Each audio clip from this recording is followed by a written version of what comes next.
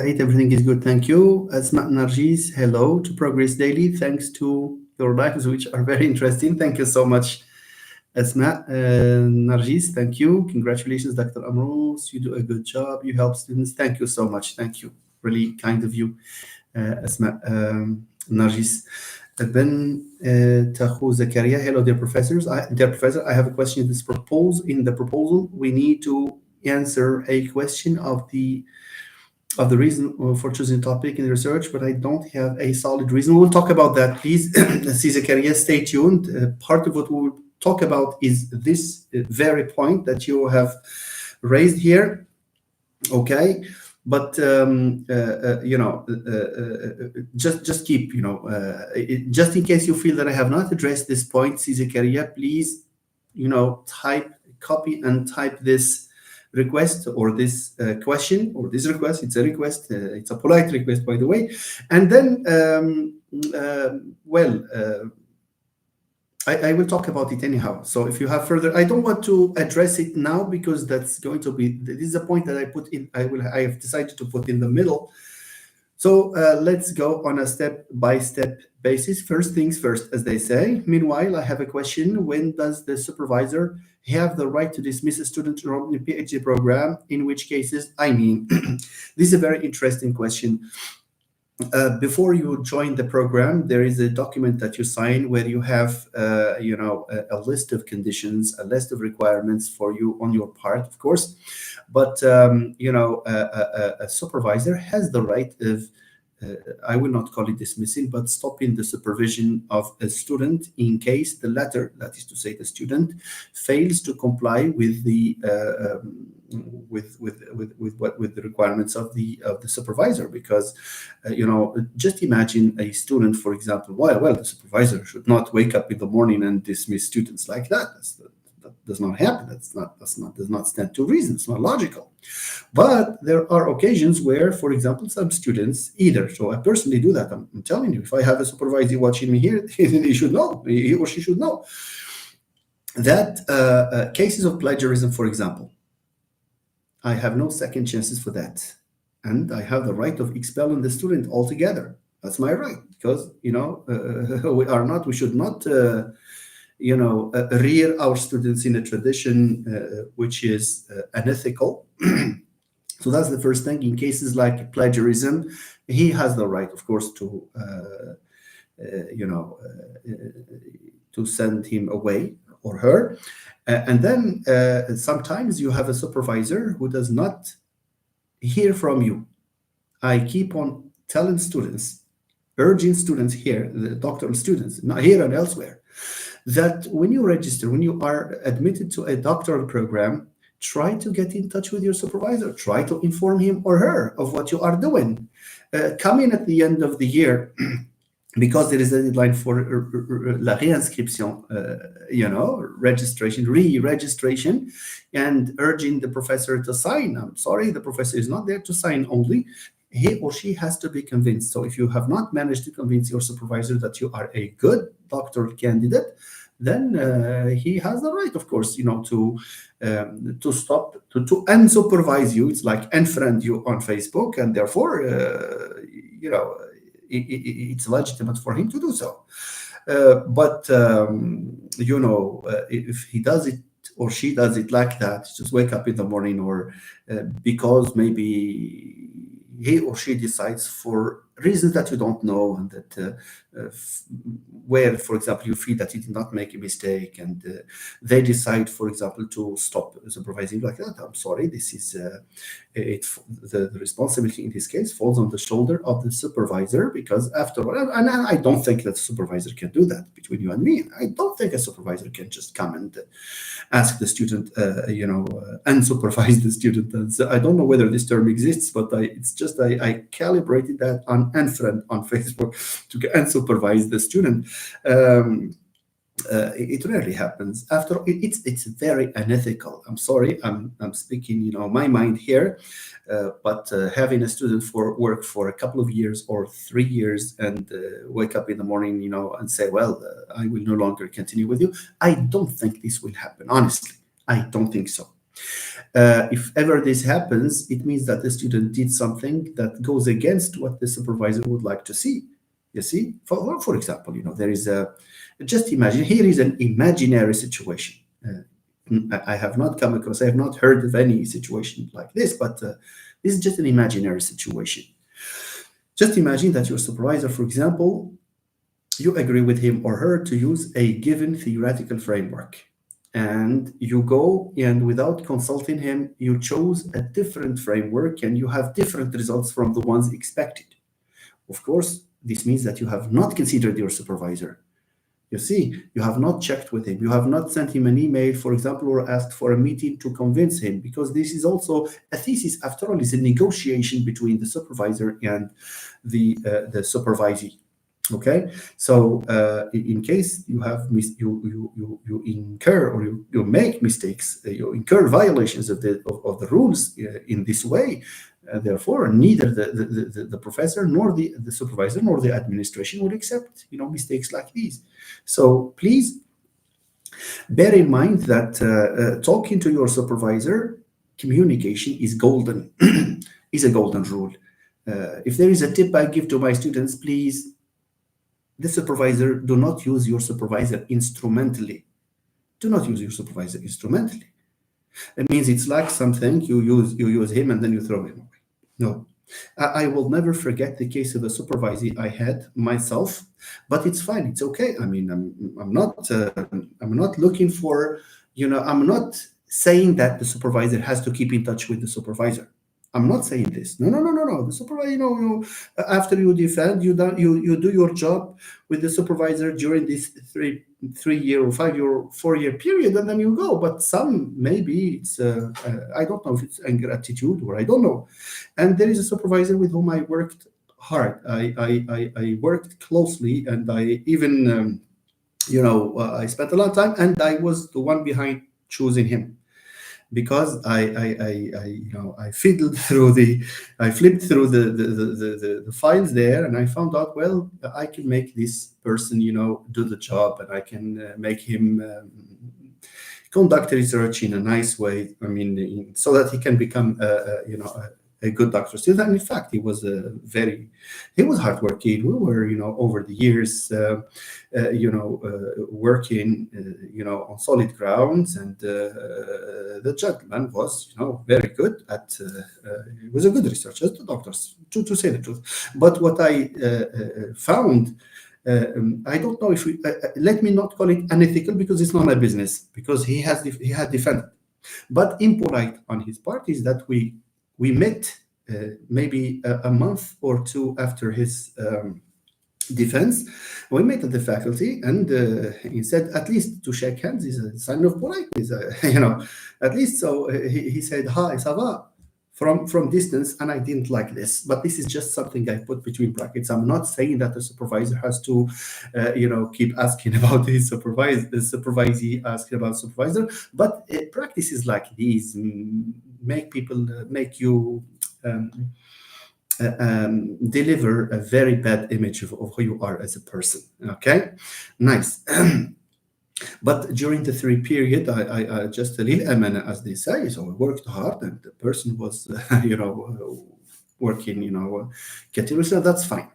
So for me, there is no problem at all, as long as during the period he was under my supervision, he did the work the way it should be done.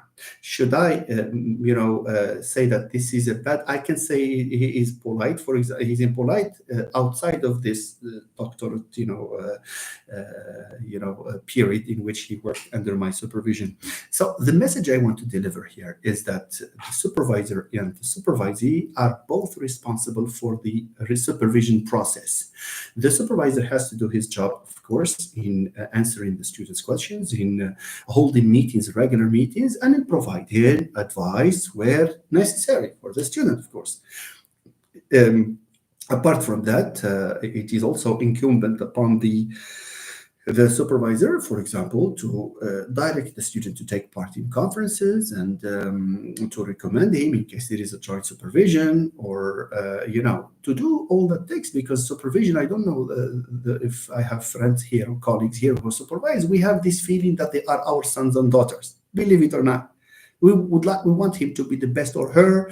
We want him to produce the most, I don't know, the most impressive piece of work.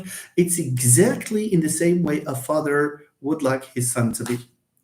I thought at the beginning that is not the case, but I did experience this feeling when I started doing the supervision process. Okay, but when the student gets astray, what is astray for me is not to avoid shaking hands with me after. No, no, no, no, no, no. That's his entire business. It's not my business. You know, that's the way he behaves. But during this period of the supervision, so.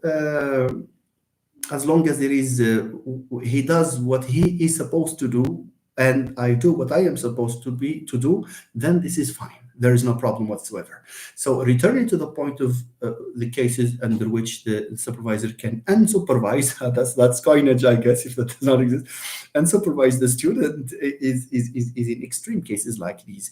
I am not saying, okay, students may make mistakes. Some of the doctoral students make mistakes unawares. That is to say, they make a mistake without knowing that it's a mistake.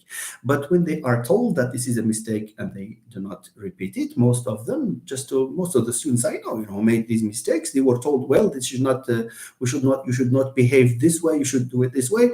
They correct their behavior and they apologize. Most of the ones I know, just to be honest, I'm not. I should not blacken the image of the supervisees. Okay, there are things that they do wrongly, but they are not aware of them. The bad thing is that when you tell a supervisee that this is a mistake, instead of correcting them, they continue making the same mistake over and over and over. These are the worst supervisees ever, and therefore they should expect anything from their supervisors, of course. After all, the supervision process is not just a training in how to collect data and analyze it. It's not how to write a thesis, but also it's personal development, it's academic maturity, and also personal maturity. If a doctoral experience does not lead you to be different, does not make you to be different, then what are you going to do just with this piece of paper that you will get after?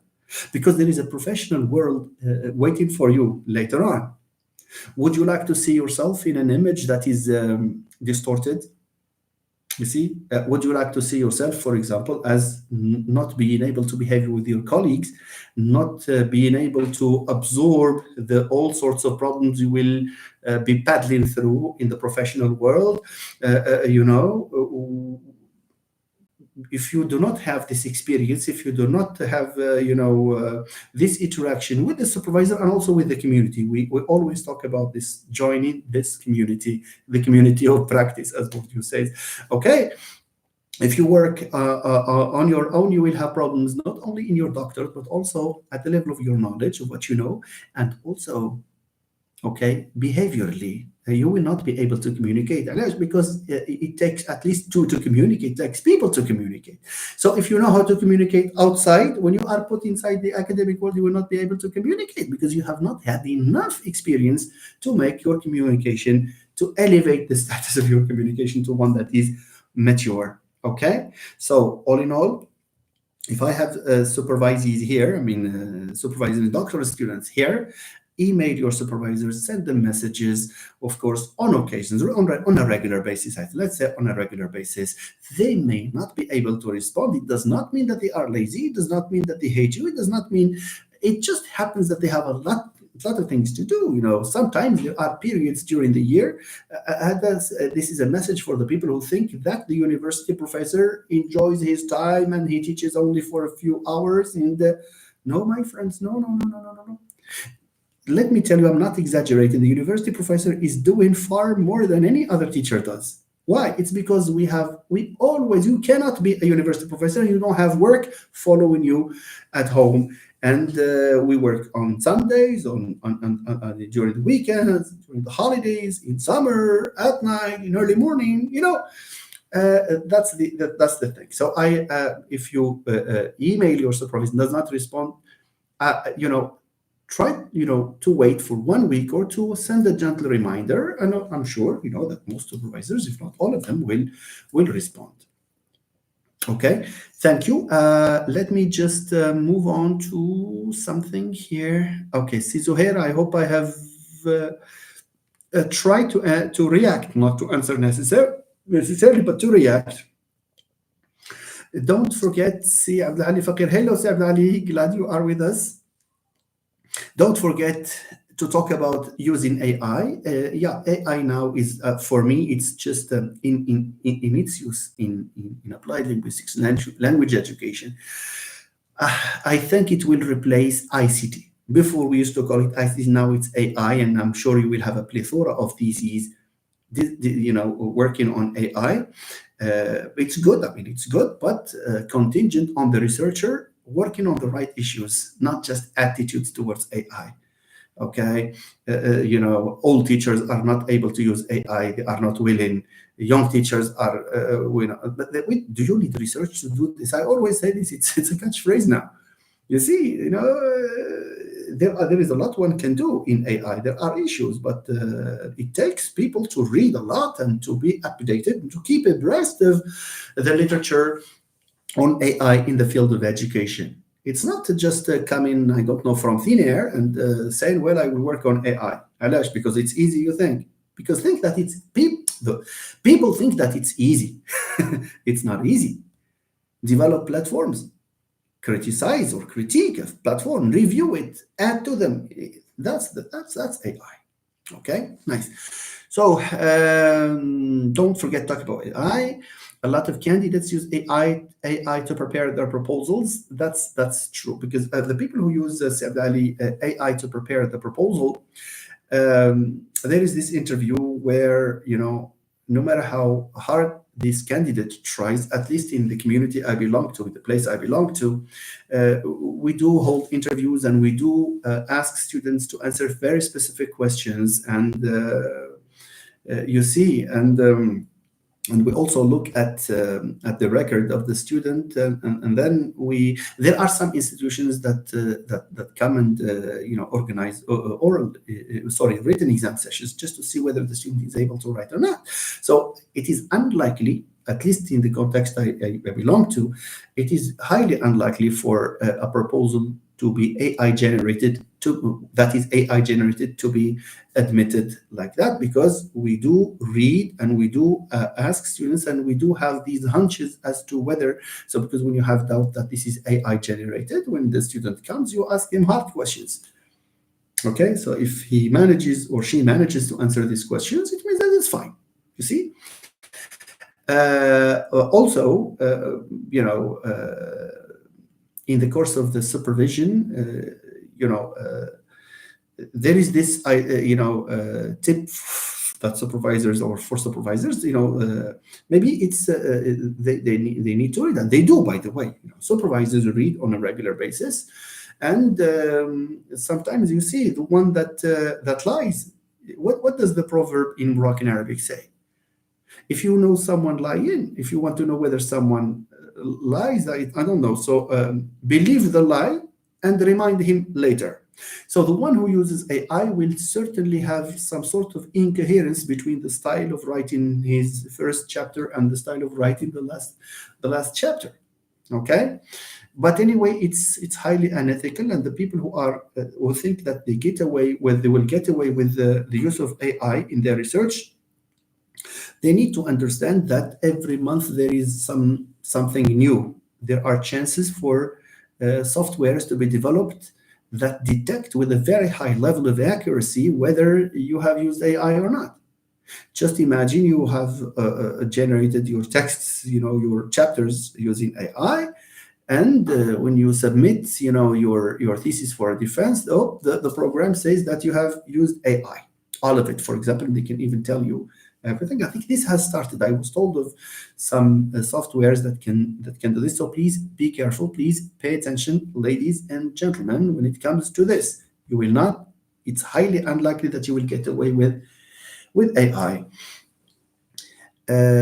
كاين واحد الباب في البخاري وأظن معنون بباب الأدب قبل العلم. Yes, so it's different cultures, different religions, of course, insist on this idea of morals and of ethics in leading their lives in general, including the quest for science أو طلب العلم, as you say rightly, سي عبد العالي.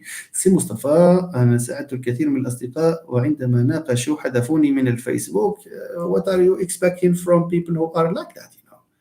ما عندك ما تدير. But consider the good side of it. You did something to a person, he or she has benefited from you. If they unfriend you after, it's fine. I mean, it means that that's the way they are. Okay, but I do advise people to help the others wherever they can, wherever there's this possibility of helping someone, you just go and help. Because especially when you do this for no return, for in return for nothing, do not expect anything. Sometimes, I don't know whether you have this. Sometimes when you help, you feel a satisfaction that you will never feel when you are given something in return. Or something, when you give something to someone, you feel I don't know, you have this feeling that you have that there is some victory, that there is an achievement, an exploit that you made. So do this and forget it, and that's fine. Okay, so is that against research ethics? What is I don't know, Saad Ali, what you are referring to. Research against, what did I say that is against research ethics? I really don't know, Saad Ali, what you are. I would like to see the complete idea in order to be able to answer, or to react to your comment. Ustad Atimat Shankoub, good evening, Professor. Good evening. Thank you so much. Thank you, Atimat, for joining us. Ustad Atimat, Barakallahu Fik. Okay, worry not, brother. Okay, tahiyati ila akhirih. Anyway, so I say it publicly. You were there to support a lot of candidates. All right, a lot of candidates was one of them. Thank you. Okay, Saad Ali, thank you very much for this. Nice word. Okay. Dashcam the world, the point you are trying to make is really touching, in the sense that some tend to be ungrateful to those who have enlightened their paths. It's a real shame. Much respect to anyone who has taught, Okay, so this is the idea. The idea is that the moral behind this, the lesson that we learn, is that one has to do one's job, and one has to help whenever there is this possibility of helping, without thinking that there is anything in return. It's part anyway. It's all in a day's work after all. It's we are paid for that. It's not a favor we are doing, supervisors. You see, a supervisor. Let me say this.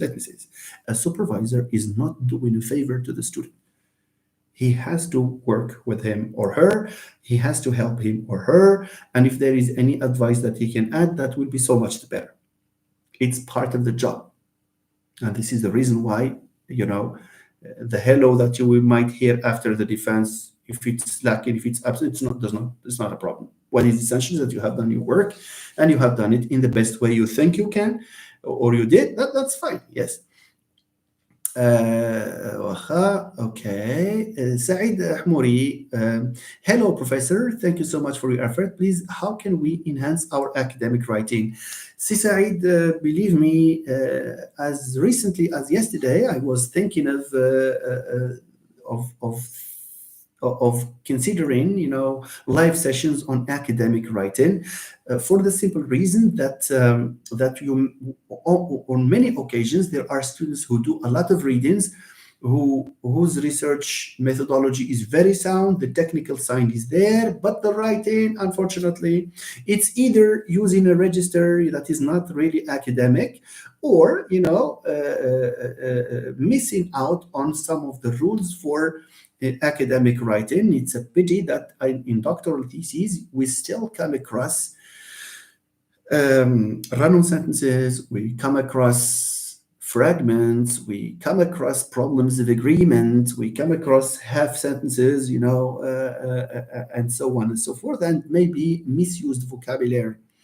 So I think there needs to be some a session or two at least when it comes to this, with concrete examples. I mean, mentioning or naming the type of mistake. And I tried to do this in some of the videos last year when I talked about the examples like, look at how people write the family name, for example, on the front page. Let's start just with this. A family name in English should not be capitalized, ladies and gentlemen. What is capitalized is just the initial letter in the family name. So Amrul should not be A, capital M. That's French. I don't know how many doctoral theses are like that. They have these names. Start with this. Professor, it's prof, it's not PR. That's French again. Using the quotes, legume. This is not English. This is not English, my friends. That's French. And how many theses have I? Just go to any library next to you. Faculty or university library and check the theses and do the frequency count. See how many quotes are between inverted commas. I bet that that around 70% will be using are using quotation marks the French way. See, so mini جهاتي. Because again, I come to the to the problem I have been discussing time and again, which relates to the fact that people work on their own. They work individually. Where will they, as doctoral students, where will you get this feedback from? By the way, there are, and this is a message. I'm sorry, I'm not. I don't mean to be harsh, but some doctoral students have the impression or give the impression that they are perfect and that they are there, they have reached the maximum, and therefore they are not supposed to learn about grammar and about vocabulary and about how to write, and because they are doctoral students. No. And I've been teaching for 17 years now at the university, together with a lot of experience, teaching elsewhere around 10 years before, or 9 years before, or earlier.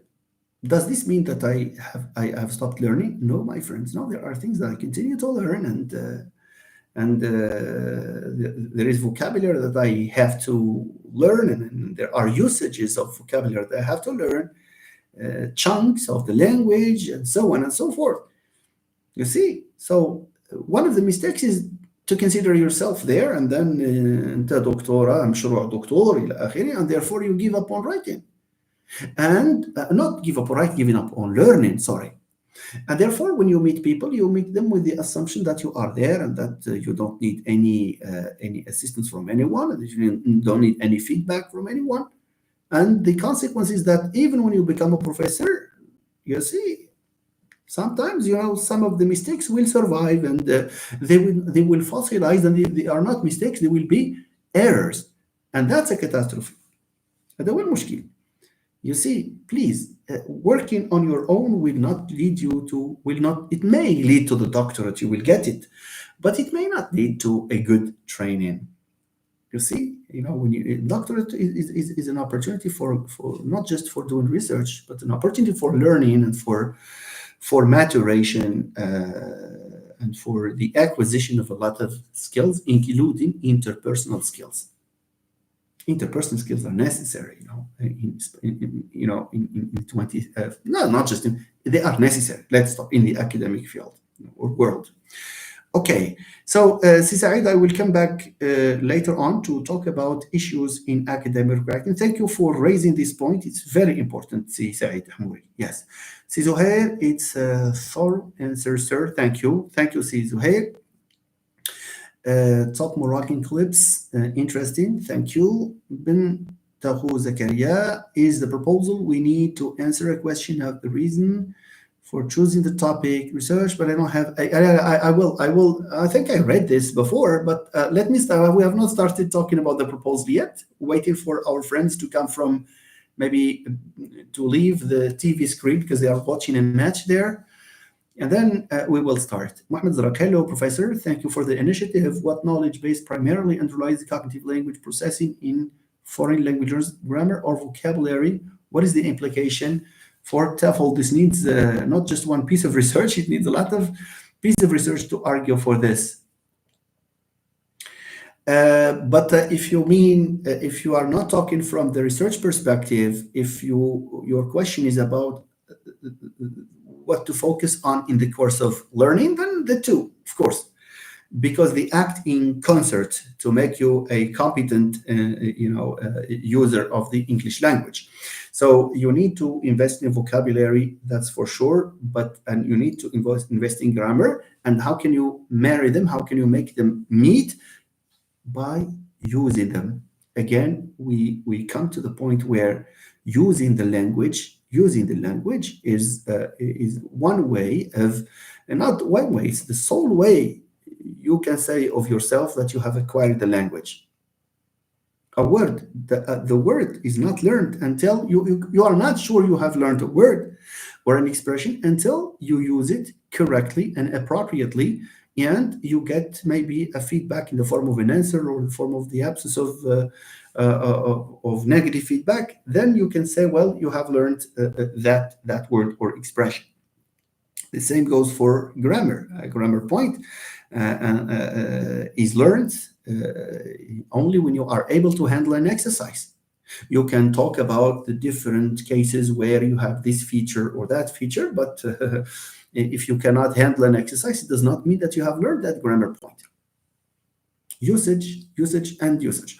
This is why I happen to say, and I say that time and again, if I have S1 students here, if I have S3 students, students who are taking language courses, grammar courses, for example, it's very easy. There is no golden rule for learning grammar. There is no Solomon's ring for learning grammar. If you want to be excellent in grammar, easy. Do as many exercises as possible, and redo them. Doing and redoing the exercise. Okay? This way you will become an excellent language user. Look, ladies and gentlemen, we may have master students here, doctoral students, who feel that they are missing out on some grammar points. Is it harmful to go back to the grammar books that you used at the level of S1 and redo them? Even if you are a doctoral student, you need to do that. You see, there are books, there are grammar books. The book by, what's that? There is a book, you may find it on the net. It's called Living English Structure by Stannard Allen. And there is another one called Modern English Practice. Even if it's modern, it's old. But it's very interesting, by McKinsey. It's called, it's entitled,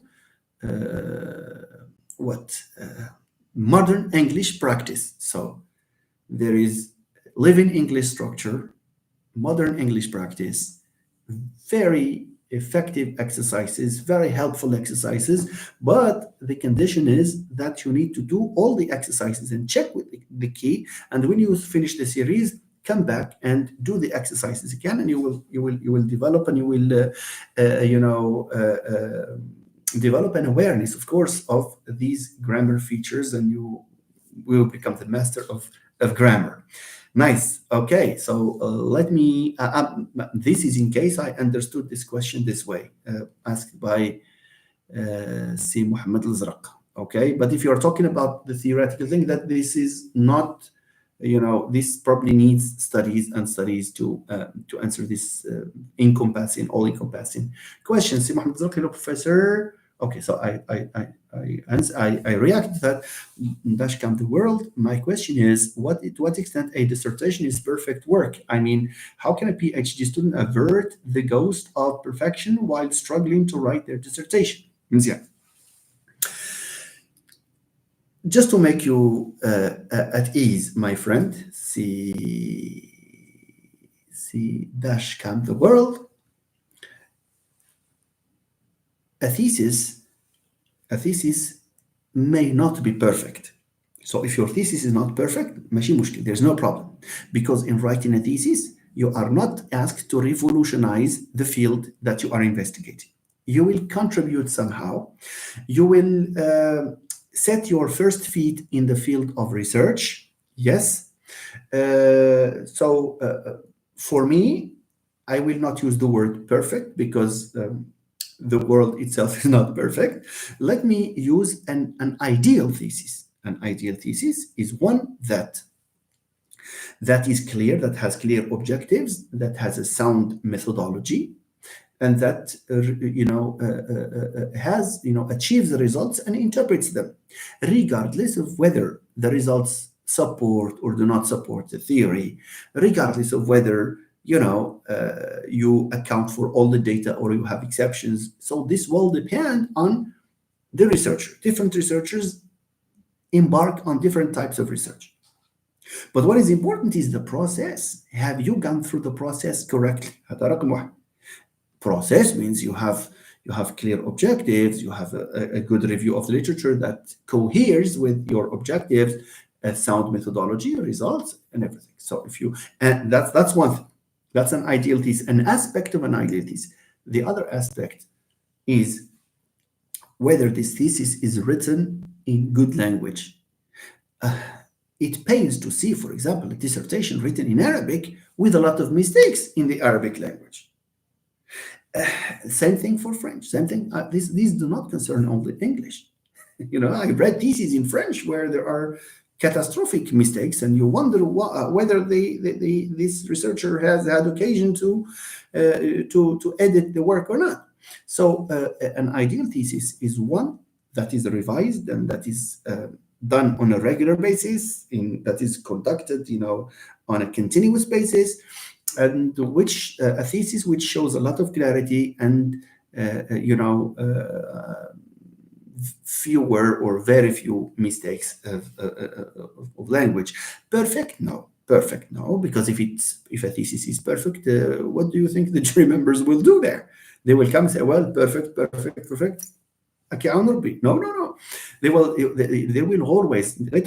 There will always be things that the jury members will say about the thesis, and this is life. Okay? But a thesis where there is plagiarism, nobody would accept it. A thesis where you have, for example, ideas or in the review of the literature that are not consistent, where this methodology is not the one you should adopt, yes, that's not a good thesis. You see? But a perfect thesis, man, اطمئنوا، انا ما كايناش شي حاجه سميتها perfect thesis. I'm not saying ما تفهموش غلط. I'm not saying that the type of work that is done in the country or in different universities are not good. No. Wherever you go in the world, take the best dissertation you think. A dissertation is an exercise, but an exercise where you should do the work in the right way. Perfect thesis does not exist. You see, there will always be, amendments to it, suggestions, maybe criticism on a point. Maybe they will commend you on certain, aspects of the thesis, but they will always ask you to improve it by incorporating either a modification or just by giving you a piece of advice for your future research. Okay, perfect? No, just a thesis needs to be done the right way, the correct way. You should know what you are talking about all through the thesis. The idea should be here before it's in the thesis. Okay, so once you do these things, then you will make everyone satisfied, despite the fact that there will be modifications, of course, or at least, if not modifications, suggestions to improve your next empirical endeavors, research endeavors that you will conduct after you have obtained the doctorate. And it's also a learning opportunity. The defense is a learning opportunity. There are many things that we learn from the defense. We continue to learn from each other as jury members, and there is no harm in that. If I learn from my colleague, where am I the I don't know, the emblem of English? Or no. You will always be learning. There are always gaps, but some gaps are wider than others. We know that, but this does not preclude the possibility that we will learn. Knowledge is developed. It does not come like that. The 3-year period you spend at the university, do you think that it's enough for you to be a good language user, a master of the research tools, or even the master, or even the doctorate? Learning, if it's not a lifetime, project, then if one does not consider learning as a lifetime project, as a lifetime activity, he or she will always be limited. Okay, good. So I think I have talked about these things enough. So don't worry, dashcam the world. Just do the things correctly. Nobody will blame you on whether you are perfect or not, because perfection is utopian. So you cannot. There is no thesis that is perfect. No thesis that is perfect. There is a thesis that is sophisticated, that is good, that is outstanding. Yes, but this outstanding thesis can, especially in social sciences, in education, there are always different ideas, divergences of approaches, and so on and so forth. See, Bilmaki Mahmoud, hello everyone. I hope you're doing well. I have tried many times to use Authenticate, but it's not working. Are there any other reliable tools to test plagiarism? Please, ladies and gentlemen. Sibyl Maki is asking about Authenticate. I heard that this is a problem among a number of students. Would you kindly help him? He's our friend here, Sibyl Maki Mahmoud. Please help him if you have any way out, any solution to the access to Authenticate. Thank you very much, ladies and gentlemen. Lamia El Qahri, yes, that would be a great initiative, Professor. I got to know how students who are fluent, but then it comes to writing. Yes, that's true. That's true. It's in fact one of the major problems that we have at the university, and this continues, unfortunately, well into the master's and into the doctorate, and later on, by the way. Let's not shy away from this. There are people who would impress us students, for example, and I'm often impressed by when I teach S1 spoken English, for example. Some students come to present, topics that they have chosen, and they do that with a spontaneity that is remarkable, with the articulation of the English language, British or American English, in an excellent and remarkable way. See? I receive these students later on in composition, and you see how significantly different their performance is in writing how the significant difference is between their written production, and their spoken performance. So this is a general problem. What are the reasons? Presumably because these students make good use of social media, make good use of technology, and they watch films, and for pedagogical reasons. Yeah, they can enjoy watching a film, but they always, they do that for learning purpose. This is a very good thing, by the way.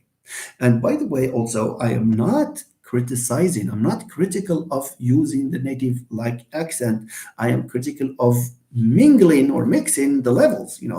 When you bring slang words and what we call quote-unquote street language into your composition, that's a catastrophe. It's not a catastrophe when you know how to draw a demarcation line between the two.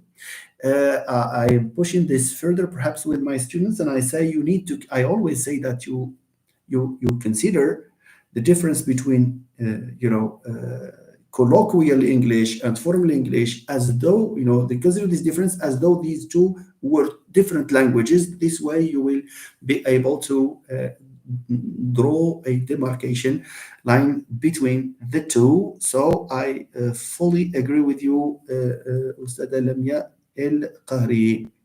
Ustad Mustafa Morshid, any doctoral candidate who thinks that he or she knows better than others, or doesn't attend sessions like this, must be stupid. I noticed this. This is a reality that should be eradicated summarily from this academic world, this academic, our academic context. This is not at all, this will impact them anyway in the future. There are stories. I lived stories like this, when I was a student. Some people. Anyway, let me just let me move on, please. Okay. There are people like that who prefer to hold aloof And when they hold aloof, they think that they are, I don't know. But the years, you know, teach them that they were wrong in assuming so. Okay, nice. So, Morsi Mustafa says a university grammar of English by Quirk. Oh, that's a very interesting, a very famous book as well. So this is another title that you can consider consulting and working on. You choose one and you work on it, through and through. You will certainly develop your grammar skills. Si Mohammed Zarq, learning is an everlasting process. That's true. PhD is an academic journey that requires collaboration, teamwork. I think you summed it up all, Si Mohammed, and I fully agree with you. And I don't think there are friends here who would call what you are saying into question. That's really interesting. Dashcam the world. Thanks for your enlightening and encouraging answer. You are welcome, Mr. Dashcam the world.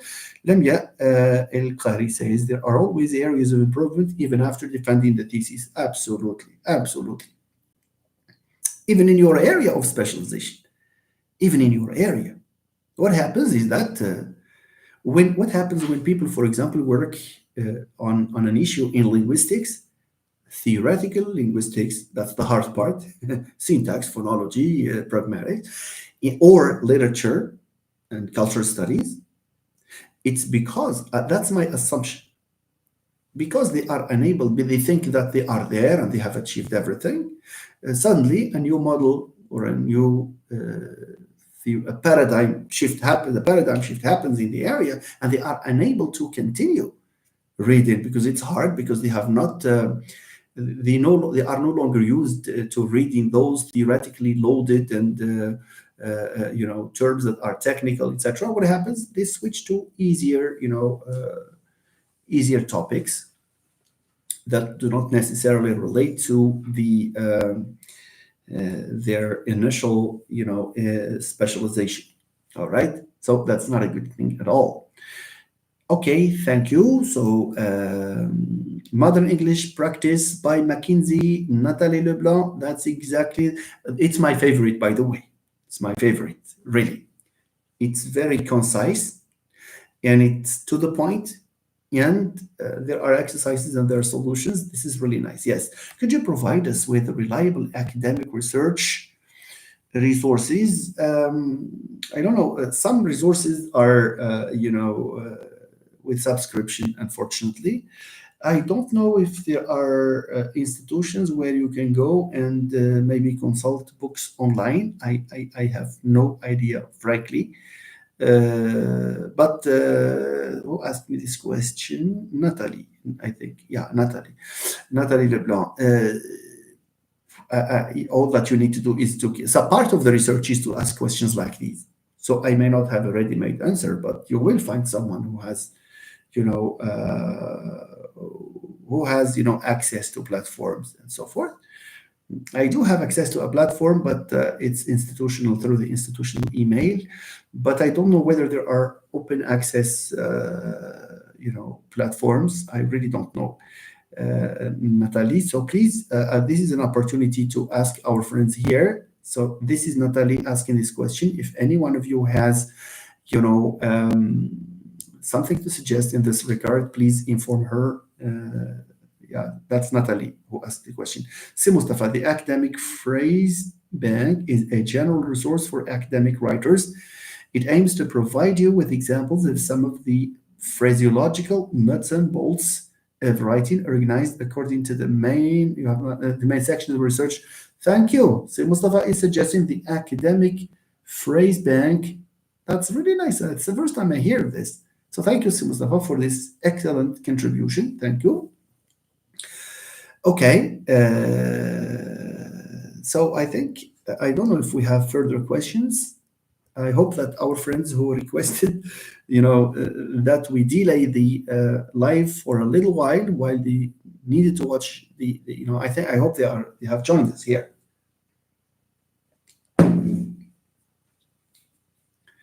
Okay. Is it time for us to talk about the research proposal? Fine. I don't think there are questions. If you have any anyway, you probably need to ask them after we are done with the introduction of this content, which is very short anyway. But this is a call for the ones who have not hit the like button to do so, and the ones who are watching us who have not, had occasion to subscribe yet, please subscribe to this channel. It all takes hitting the subscribe button. It does not take any other thing. When you refuse to subscribe like that, I don't know why. Okay, never mind. Let's talk about the research proposal. Well, this idea of the research proposal, what is it? First, the research proposal is a document where you articulate a plan for research. You have a piece of research in mind, you have jotted down a few ideas, you want to embark on it, so you produce a research proposal. Who asks you to produce a research proposal? You need a research proposal, by your supervisor, maybe at the BA, at the master's, or at the doctor level. At the doctor level, it's a document, it's a key document, okay? On the basis of which you are evaluated for admission. But a research proposal can also be required or requested by the professor who is already supervising you. A case in point are the students who have taken ESPE at the level of S5. The professor would like them to write the proposal. Why?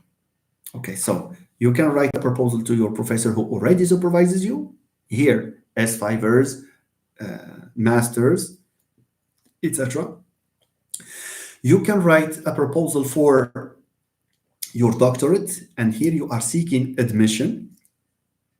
Or you may write a proposal for a funding institution. For example, the students who would like to go for the joint supervision have to write a proposal, you see, or even professors who would like to go for on a postdoc academic journey, they need to write a proposal. Proposal is a necessary, it's a key document where you articulate what you purport to do, what you intend to do.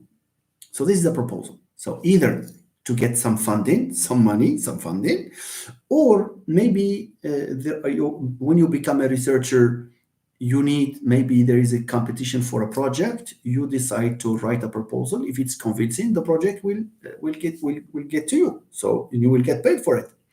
Or the proposal can be asked, as I said, by a professor, and by a professor who already supervises you. At the level of the doctorate, as I said, it's a key yardstick against which supervisor, the committee, the admission committee, judges the eligibility of a candidate for a doctorate program. Okay, in all these proposals, in all these types of proposals, the purpose is to articulate what you intend to do. The purpose is to make clear your point. Because when you, for example, you have a supervisor and you say, well, sir, I would like to work on translanguaging. I want to work on the use of English in the classroom. I want to work on the acquisition of English. We do get these suggestions by students. This is just no more than an oral suggestion. Now, the teacher, in Arabic, they also call it this ورقة تقنية. And it's very revealing in Arabic. It's like a technical paper. ورقة تقنية. What do you need to do in ورقة تقنية? What do you need to do in a research proposal? I don't know if they are synonyms, but this ورقة تقنية is very revealing. Whether it refers to the proposal in the proper sense of the term or not, that's another thing. Anyway, let's come back to the issue. In a proposal, you say what you intend to do. You make your topic clear, because the professor will accept you or will accept your topic only when he or she is convinced that you are aware of the road that you will take in your research. So my S5 students, if you are here, especially the ones who asked me, a proposal is a document where you express yourself on what you intend to do and how you intend to do it, and also where you articulate the steps that you will follow, and this will help your supervisor say yes, embark on this research, because there are some topics that may be non-issues, topics that the supervisor finds not really worthwhile. So when you write a proposal, number one, the professor will know that you know what you are talking about. And when you show that you know what you're talking about, you receive encouragements. And also, the professor will be clear on the feasibility of your work. The feasibility means, feasibility means it's doable. It's doable. There are no obstacles that you do not see that the supervisor may see. So this is how we write proposal. This is why we need a proposal, and one of its advantages is that it helps you construct a clear idea of your topic. Without a proposal, what will happen? Without a proposal, you will be reading articles, probably summarizing them, cramming the information in your mind, but you do not know what to do. You do not know, especially the first step. And you may take the first step, but you don't know where this will lead you. So you need this document where you have, it's like an architect, before building a house, you need to have a plan for that. So the proposal is this plan. Okay. So one of the purposes that it serves is it serves you in the first place, because you will know where to start from, the way you will take, and the point that you will reach. The benefit to the supervisor is that he is confident that you are able to do, to conduct a piece of research, because he will have a look at a bird's eye view of your proposal, of your project. So he or she will know your objectives, this and this, for example, and he or she will know about your methodology and about the results that you would like to achieve. Okay, now for the doctorate, it's roughly the same, except that in a doctorate, there is this element of being convincing. A project for the doctorate is usually, more more lengthier, sorry, lengthier, not more lengthy, lengthier than that, written by or produced by an S5 student. And of course, there are funding agencies, for example, or institutions who would require certain points to be mentioned in the proposal. So the proposal is not a monolithic thing. This will depend on defining the proposal. Will depend, the elements to include in the proposal. Will depend on the purposes for which you need that proposal. But the bottom line is that the proposal is beneficial in the first place to you, because this will not this will marshal all your intellectual endeavor in one document, and you will be able to see clearly where you will start, where you will end, because when things are written down, it's different from having them in the mind or reading and summarizing. Summarize over 1 year.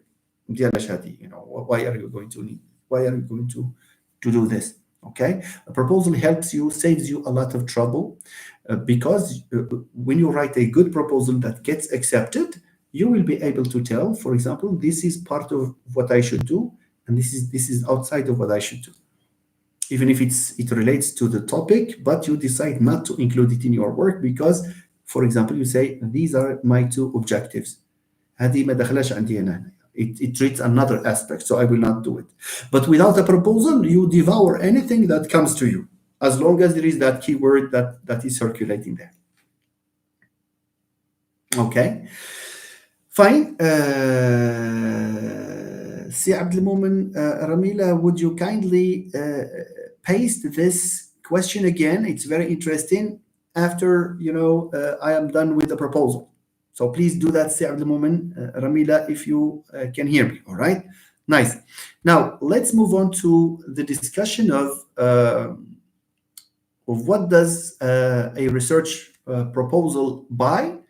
So a research proposal, without it, you waste a lot of time. You keep working, with a research proposal, you will keep thinking about and reflecting on what you do, and you will not lose the point. So this is a very good advantage. Without it also, and this is very interesting, you listen to me, ladies and gentlemen, who are about to embark on a research project. Without a research project, what happens? And I'm sure, not sure, but I think that I may, find friends here who are watching this live who went through the same problem. If you do not have a proposal, c'est quoi? What is have a proposal? It means you worked on it, not downloading it or taking it from some. No. It should be one that speaks from you, that one on which you have worked continuously and seriously. You spent some time, took some of your effort. If you do it the serious way, this will save you a problem that is current among a number of students: changing the topic.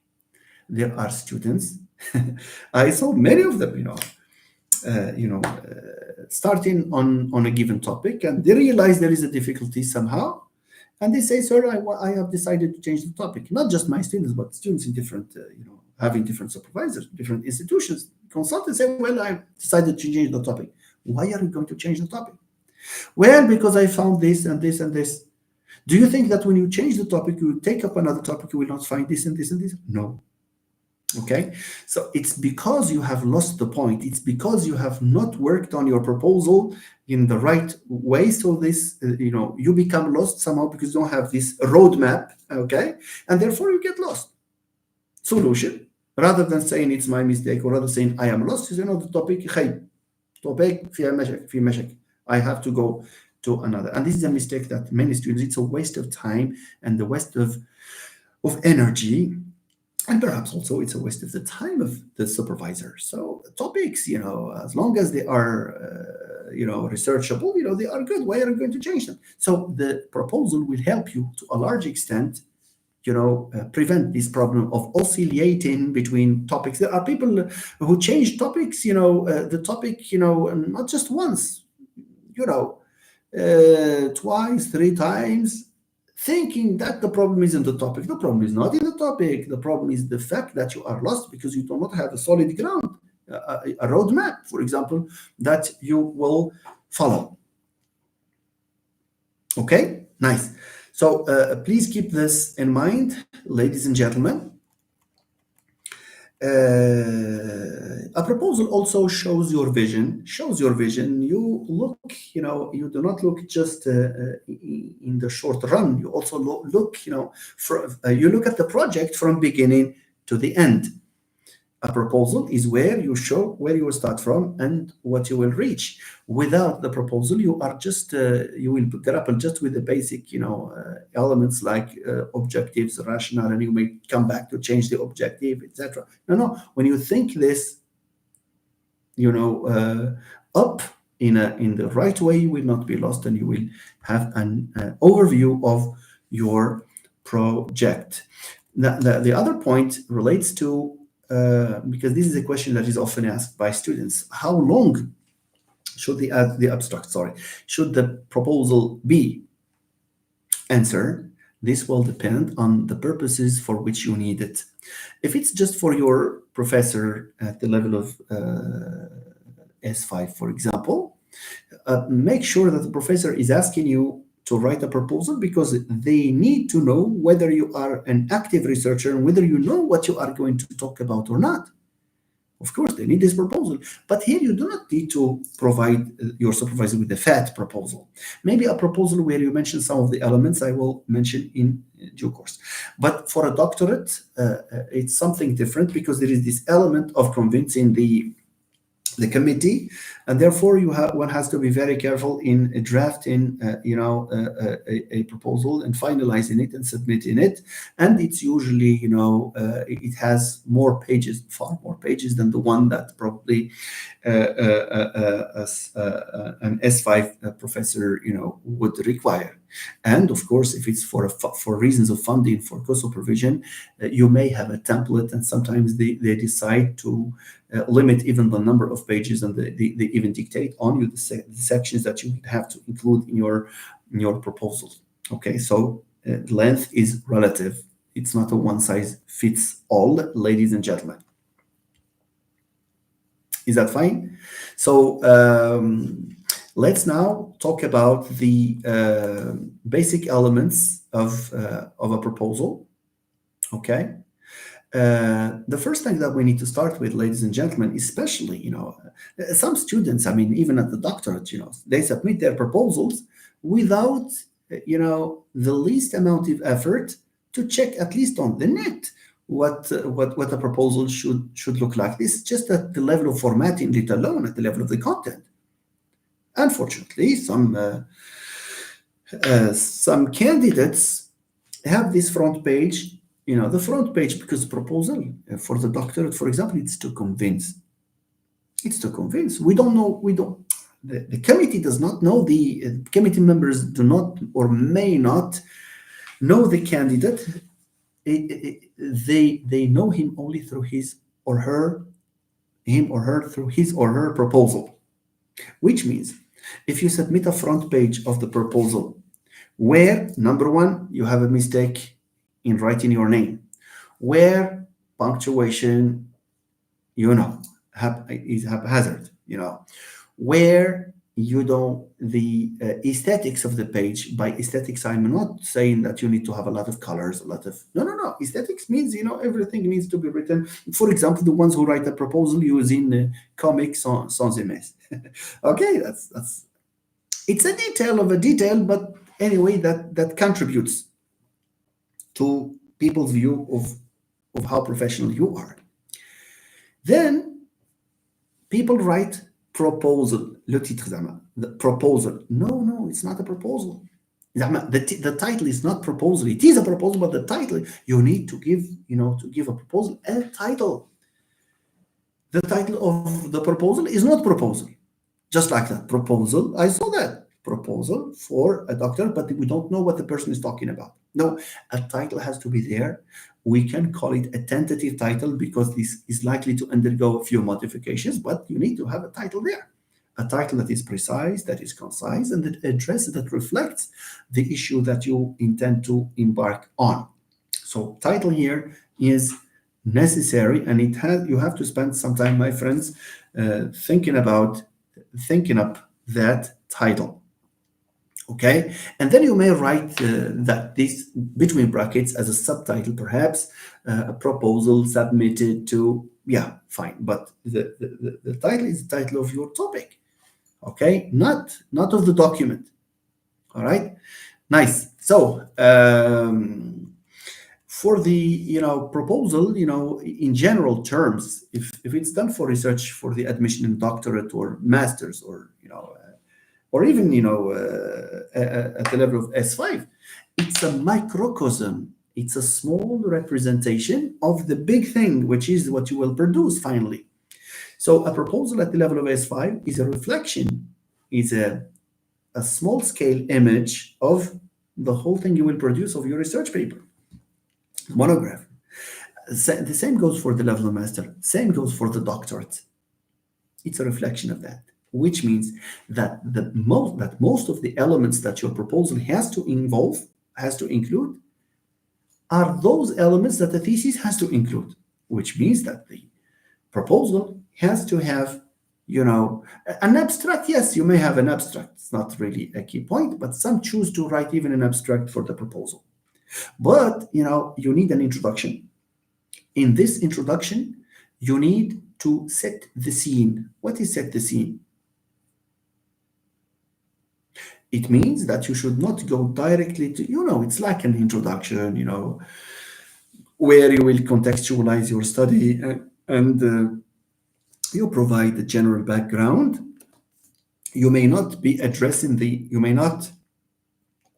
the issue directly in your introduction from point one. No, you need some background. For example, if it's a proposal on an issue in applied linguistics language education, you may refer to the reforms that have been instituted in the country over the last blah blah blah. You need to say something. There is always what to say. Okay, or you may refer to the 21st century and its requirements, and therefore the student has to be this and this, or the teacher has to be this and this. So, in broad terms, this is what we call setting the scene or background, call it what you want. Okay, and then comes the point, and I believe that this is the crucial point, stating your objectives in as explicit a manner as you can. Objectives that start with two. And here I'm talking about all sorts of proposals. You see, so the study in the proposal is proposed on the study. So the study has the following objectives, or the study will be conducted with the following objectives in mind. Number one, to plus verb plus complement, to explore the relation between motivation and achievement among Moroccan EFA learners. That's an example. Or to analyze, for example, the behavior of the epenthetic schwa in Amazigh, for example. Or to, for example, that's an example from, I need an example from Moroccan Arabic, for example, hiatal structures and the avoidance strategies, Moroccan Arabic, and avoidance strategies in Moroccan Arabic. So to analyze hiatal structures and the hiatus in Moroccan Arabic and the different ways, of avoiding it. Things like these, you have to have a tool. Is it to explore, to analyze, to compare? You may have 2, 3, 4 objectives. Please don't go beyond, because you don't have many objectives because you are ambitious. A number of proposals at the doctoral level, have 12, 13 objectives, many of which are repetitive, are just not copied and pasted, but expressed in different words, but it's the same objective. So you have to be sure that you should be able to say, I will do this, will do this, will do this. I will compare, I will explore, I will check the impact of X on Y, and so on and so forth. Okay, so this section of objectives is necessary. My S5 students who asked me to reserve a live session for this, you need to think about your objectives. They should start with to do this. For example, to explore. Is it to compare? Is it to correlate? Is it, just to analyze? So you have to have these things, and you may have 2, 3, 4 objectives. This will depend on your readings and on your intention based on your knowledge in the field. And you will always check with the supervisor. The supervisor might help you add an objective or ask you to delete one, or point out that, for example, the 1 or 2 objectives are repeated, and so on and so forth. Okay, so objectives are necessary. Then comes another point, ladies and gentlemen. And this is what I would say of a thesis. There is no difference. See, proposal thesis, they share a lot in terms of the contents, but they differ in how detailed one is, and other things, of course, like, in the thesis, it's effective. In the proposal, it's just a project that may be subject to modifications later on, of course. Okay. Now, after you have mentioned your objectives, you need to say why are these objectives relevant. And here comes a point asked by a friend, I don't know who, but I asked him to delay this question. I'm talking about this. How can we justify? How can we provide a rationale for our objectives? What is a rationale?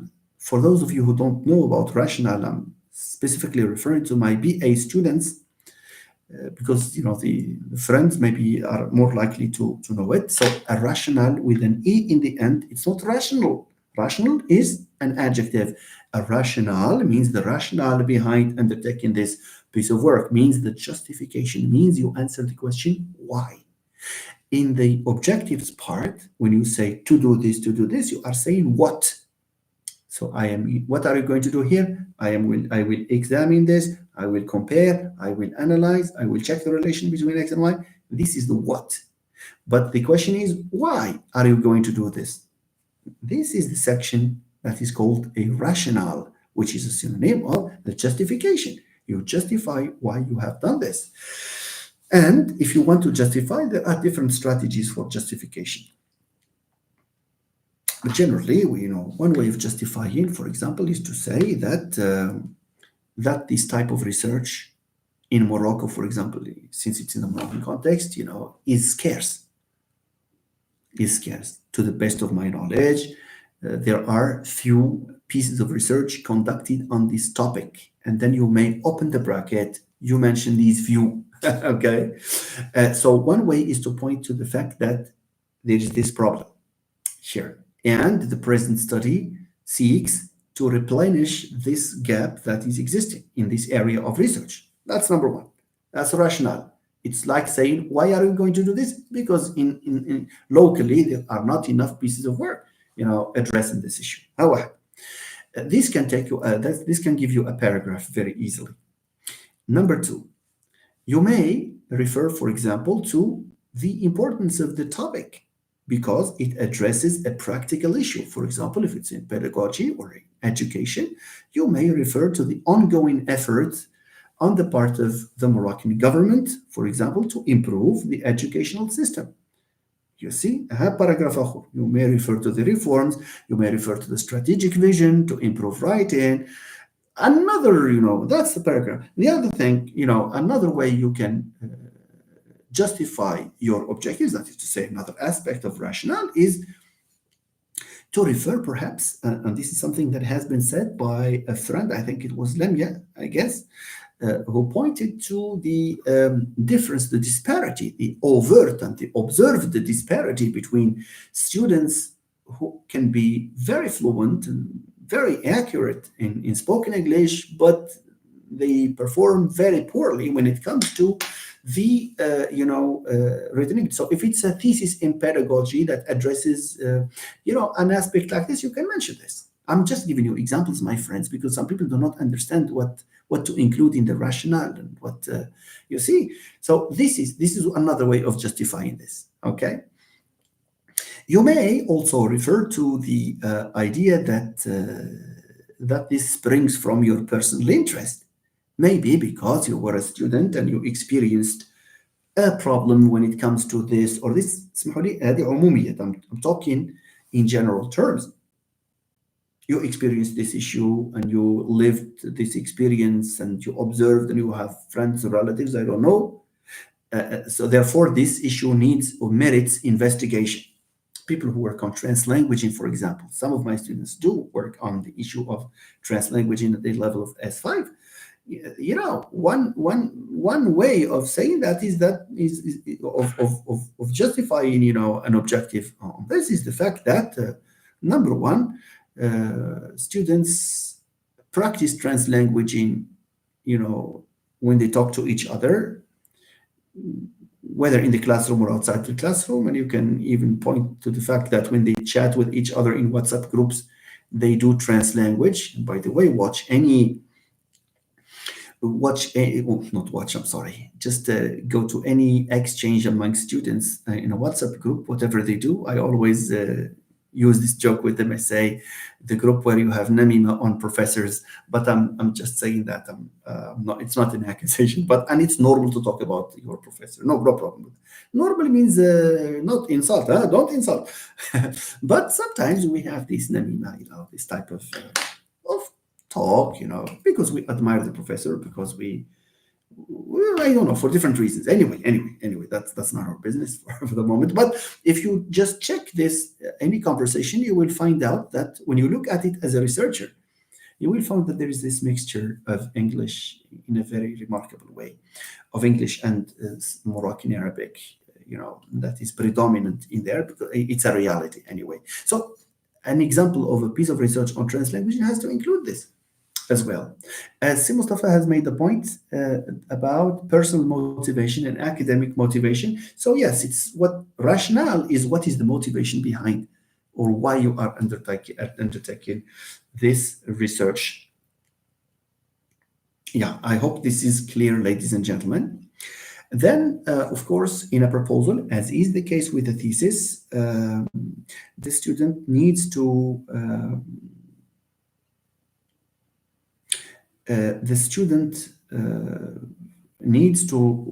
include a theoretical framework or some sort of to explain the theoretical framework in one section, one small section. It should not be a lot of pages.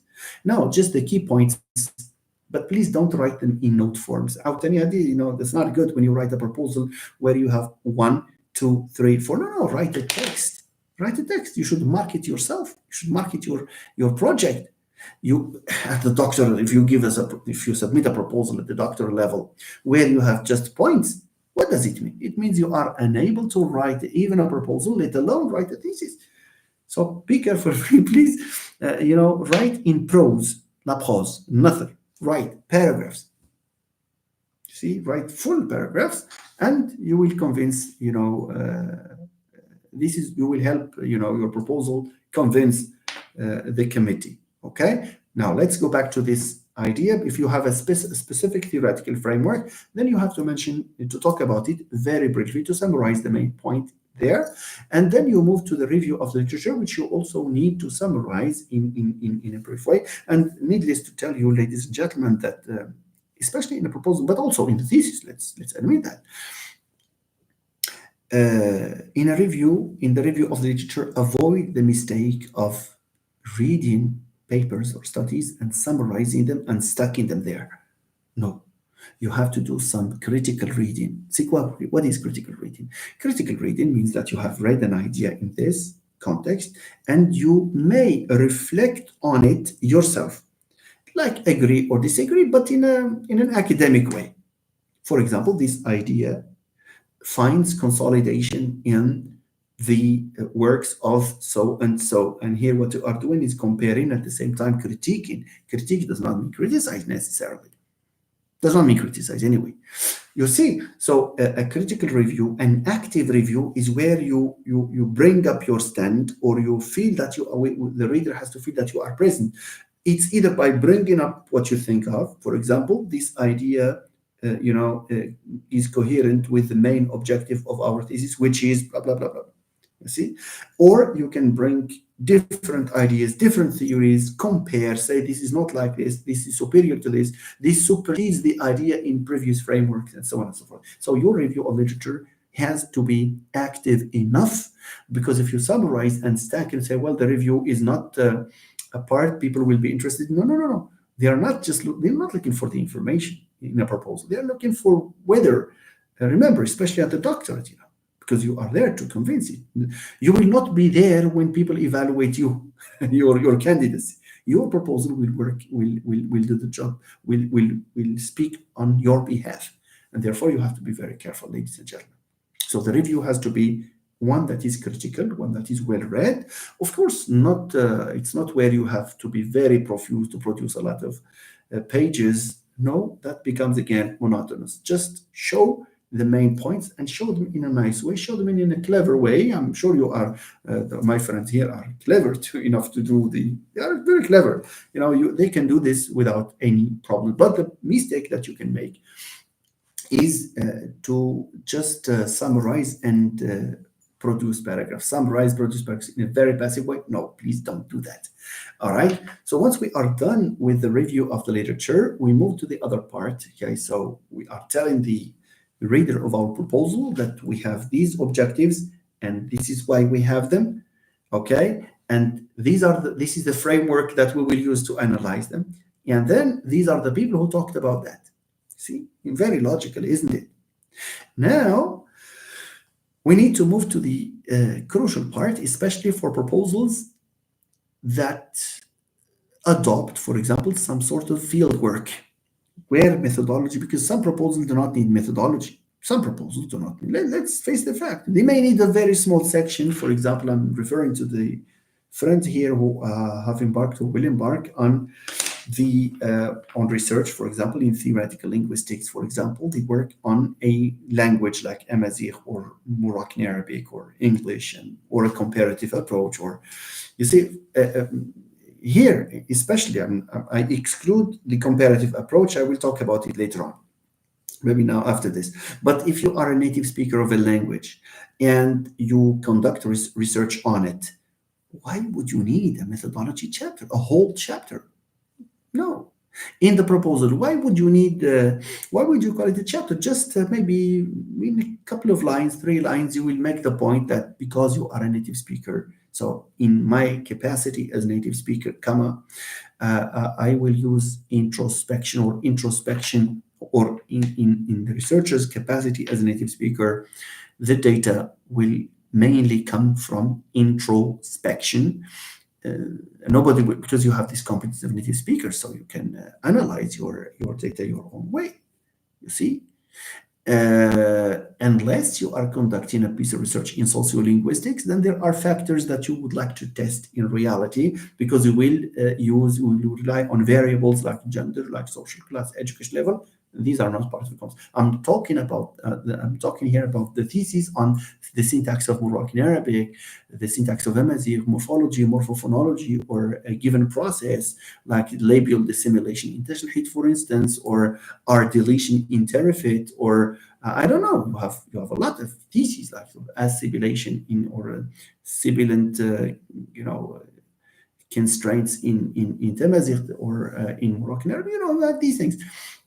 And these do not need a methodology chapter, nor do they need a lot of space in your proposal. All that you need to do is make the point that because you are a native speaker, most of the data comes from introspection. And if you want to, to involve other people, then they're your family. That's all. Family members, or the neighbors, the people around you. You do not need to go because you are a native speaker. Why would you go to an area, I don't know how many kilometers afar, to ask people to tell you what you already know, what you are sure of, to tell you the same thing? So here, no. But for, theses that in the field of education, the field of applied linguistics in general, they do need a methodology chapter, or in discourse analysis or whatever, they need this chapter because they will have discourse analysis. They will be working on documents, for example, on the analysis of something. So you have something to analyze and then you have the data. So here, yes, you need a methodology chapter where you explain the process you will be going through, the steps that you will be taking in order to conduct your study, to fulfill the objectives of your study. Here you need to think about the instruments that you will use. How can you think about the instruments that you will use? Instruments, if I have my S5ers here, the instruments refers to the methods that you will use to collect data. Is it a questionnaire? That's an instrument. An interview is an instrument. A test is an instrument. Classroom observation, you may have that as an instrument, etc. So the instrument is what are the means that you will use to collect your data, the data that is relevant to your purposes, to the purposes of your research. Okay, so and how can you do that? Of course, you will do that by doing what the other people do elsewhere. You see, attitudes automatically questionnaire. Identity issues, issues relating to identity, mostly identity research is done qualitatively through interviews. Okay, if you want to do what we call psychometrics, you are analyzing the acquisition of X, of a phenomenon in the English language, for example, then you need to have tests like grammaticality judgment or translation task or fill in the blanks and so on and so forth. So please do what the others did in similar works that have been published before.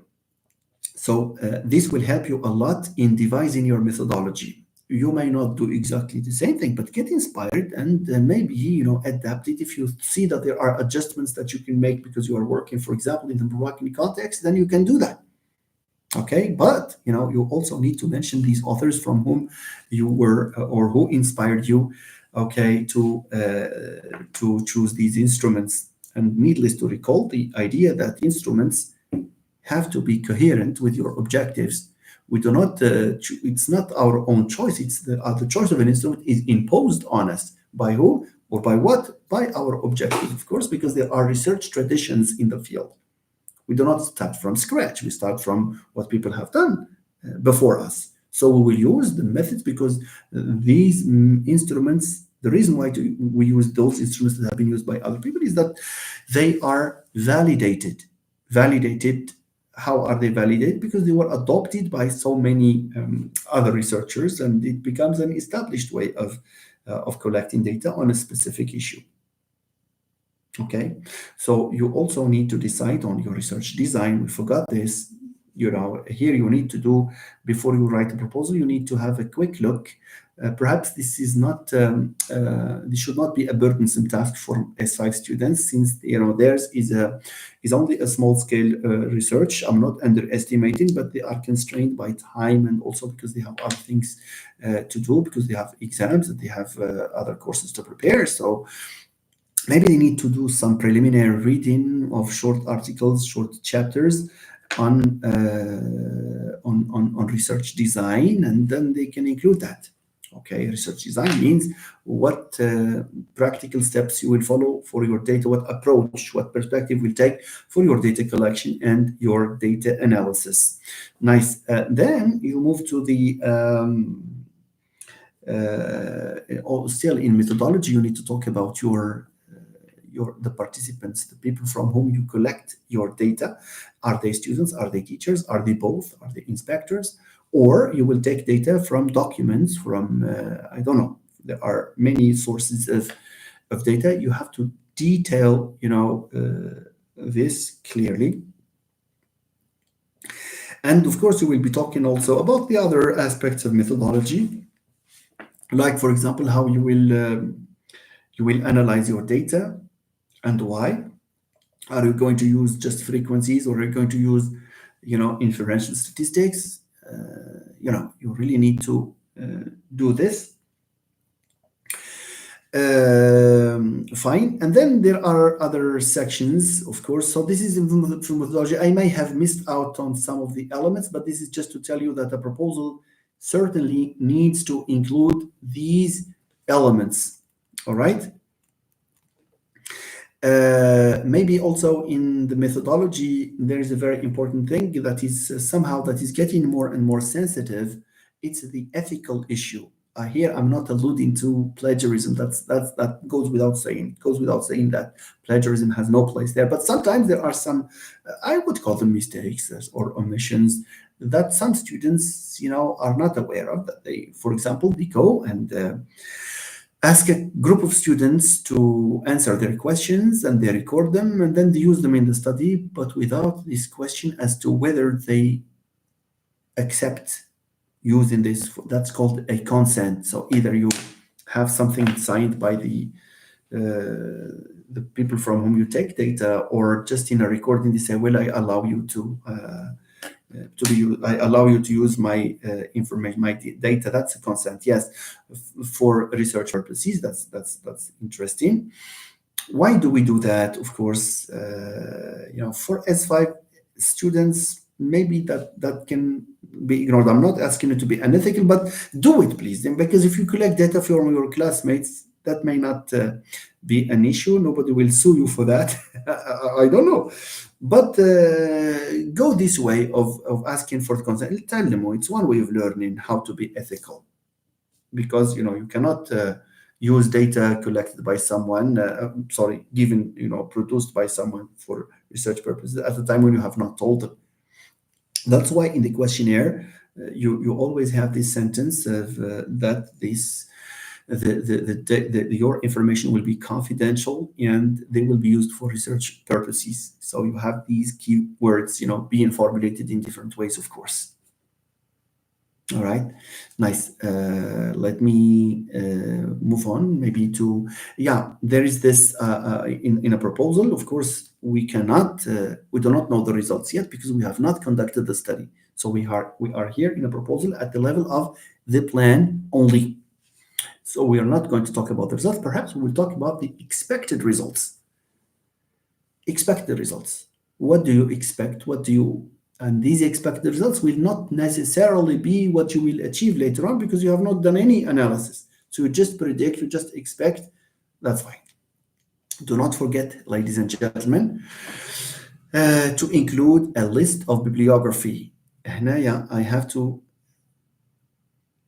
warn the students here that going to a data in writing a proposal, going to a database on the internet, copying it and pasting it like that is not the way to go, because there are chances for, a professor, or, a jury member to ask you whether you have read all the references. If you answer in the affirmative, that is, if you say yes, they can ask you questions, and then that's a big problem.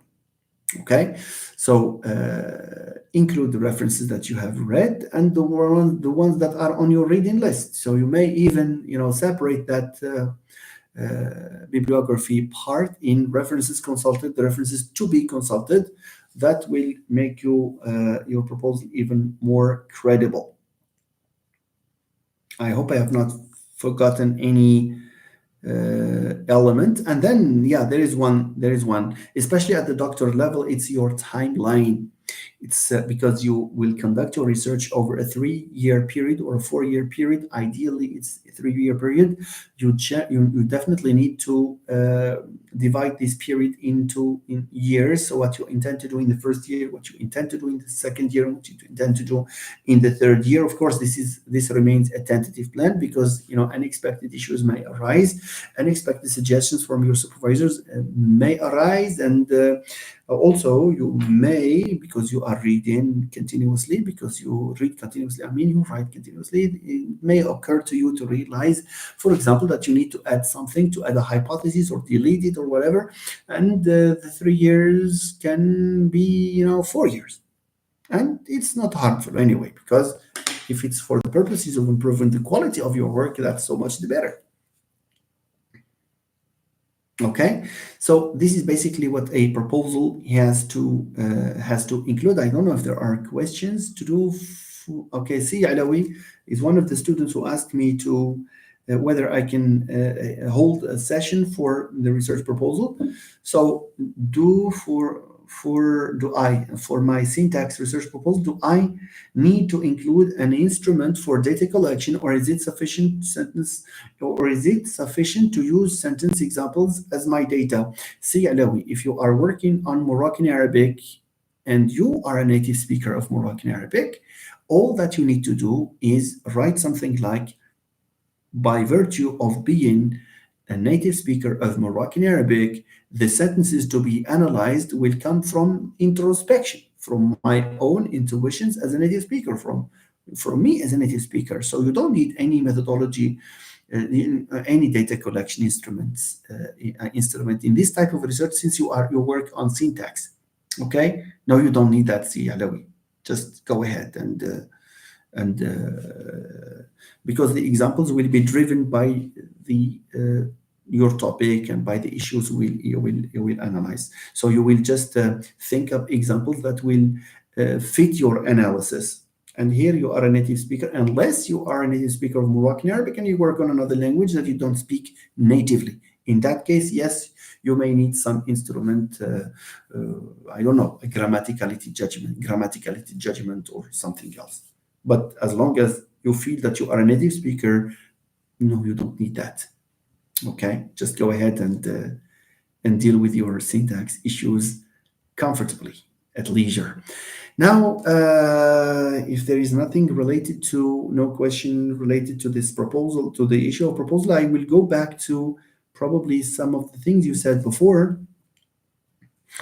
Maybe the comments here, I see that some of the comments have enough words to make me react to them. Okay. Lamia is asking a question here. Very well. I will come back to you, Lamia El-Qari. This is a question that so many people, ask.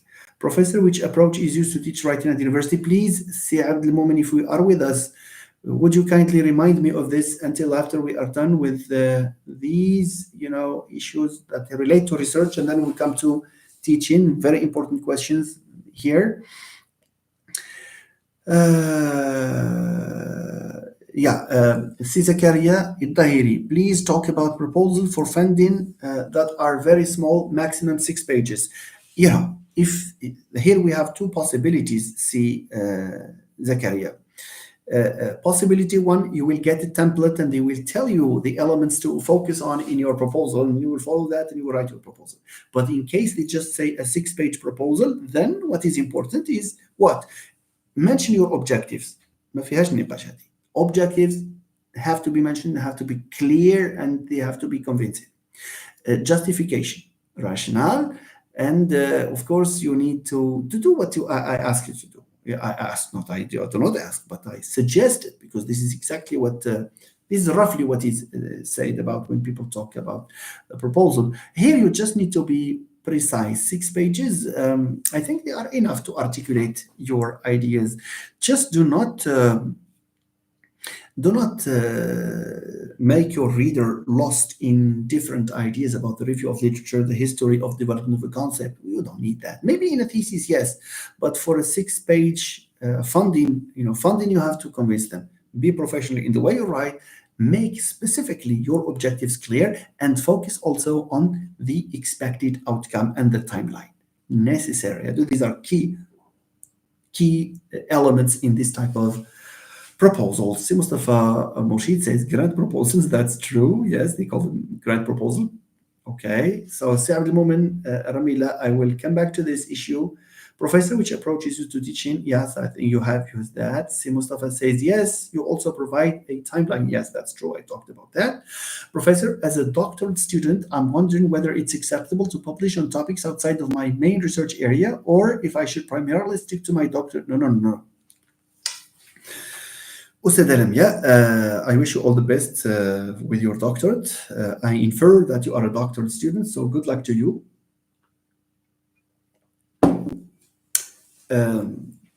For publication, there is no constraint. There is nothing that obliges you to keep publishing in your area, in the area in which you conduct research. I am of the idea that you need to do both. I am of the opinion that you need to publish, in areas close to what you do, but that's a piece of advice. Why? That's how you become a specialist. That reinforces your being a specialist. Producing a thesis like that without articles people will not look at you really as a specialist. So you need to do that. Publish maybe a few articles, a couple of articles, for example, that relate to your topic. And here it's very easy, ladies and gentlemen. I don't know why so many students cannot or do not choose to publish concomitantly with their work, with the progress of the thesis. For example, when you write a review of the literature, you have a chapter there. Why can't you find a way of taking that chapter, modifying it somehow, giving it a title, and publishing it, and write in a footnote that this is part of an ongoing study on blah blah blah blah, or this is a modification. Just be explicit. You have nothing to hide. You see, this article, for example, is a modified version of the review of the literature chapters. I would like I would like to thank my colleagues so and so for having read. Unfortunately, we have it, but it's rare. People work individually, unfortunately. I'm just breaking up the issue that we discussed before. But it's a good idea to look outside of what you are doing. After all, you hopefully, inshallah, I wish you all the best, all of you. When you become a professor, you may be asked to teach a given course, and that relates to maybe what you call an article outside of your main area of specialization. That helps you. And that helps you, have complementary knowledge in different fields. So if it's linguistics, nothing should prevent you from if your thesis is on syntax, nothing prevents you from looking at what happens in phonology without necessarily assuming that you are a specialist. You see, you may have something to say about that area, without being a specialist. You cannot be a specialist, but it's for you an exercise to know more about phonology, for example, and you see, and you may have this interest. So we distinguish between a specialization and an area of interest here, and that complements your training as a doctor student. So there is no harm in that. There is no condition asking you just to keep, your publications in the field of, okay, in one field. Especially, the advice here, Miss or Mrs. Lamia, is to choose, if it's outside, it should not be too outside. I'm sorry for using this, because if you are in linguistics, it's not a good idea to attempt to do something in literature, for example, because number one, it's not easy. Number two, you will be very far. So if you want this interest in literature, you can read, you just read without seeking to publish, because people may interpret you as encroaching upon the other areas, the way we cannot conceive of someone specialized in media studies in literature to come and do syntax. Okay, so ما تبعديش بزاف, don't be too far from your area. I'm sure that the area, if it's linguistics, is so broad that you can work on a number of aspects. Okay, thank you. So, Si Mustafa, you also provide preliminary sources and plans regarding the methodology to be adopted and software to be used. Yes, that's part of the methodology. That should be in the methodology chapter, Si Mustafa. Thank you. Honor code in research. She may have reacted to the ethical issue here. Yes, we can say salam, professor, and thank you for the time and effort that you make to provide us with all that we need. Oh, thank you. So this is the word of gratitude from Yasmin. I have a suggestion. If you don't mind, please go ahead. Let me see that later on. See, Mohammed Al-Zaraq, is it an official document, a plan? It is an official document, a plan, a roadmap, embarking. Yeah, that's true, Si Mohammed. You are complimenting what I said. Thank you very much. Yes, like walking into the classroom without a lesson plan. Thank you. That's absolutely right. Thank you. Yes. الخطأ اللي كيوقع فيه بزاف ديال الطلبة at all levels is that they think that the proposal is just a formality. No, it's not a form. People read your proposal. If there is anything that people read when you submit your candidacy, it's the proposal, because it's through that proposal that that proposal, it's one way of saying this is how I will live with you these 3 years or 4 years at your institution. Okay, so that's good. See, yes, we can says, why don't you use PowerPoint or Word document when explaining instead of the whiteboard? Yes, I will check whether there is a possibility of alternating between sharing the screen. ما عرفوش عندي هاد share screen. لا كاينة كاينة share screen.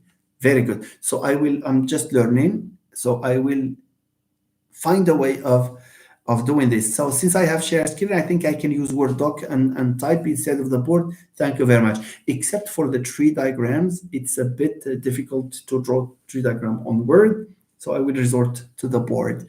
Thank you. Yes, we can, for your suggestion. Really nice. I like it when I get this positive feedback, constructive feedback from our friends here. It shows that there is a keen interest on your part, and it shows that you are serious. Yes, this say Mustafa Mojid, Asma Narjis, thank you for encouraging us with the applause and with this like button. Thank you. Emoji, I mean emoticon. So Mustafa Mojid says personal versus academic motivation. Well, I think we talked about that, Mustafa. Yes, personal academic means when it comes to the rationale, you draw on your experience and you say, this is why I have decided to conduct this research. But you also, talk about what happens in academia, like lack of references and the desire to probably apply that to the local context.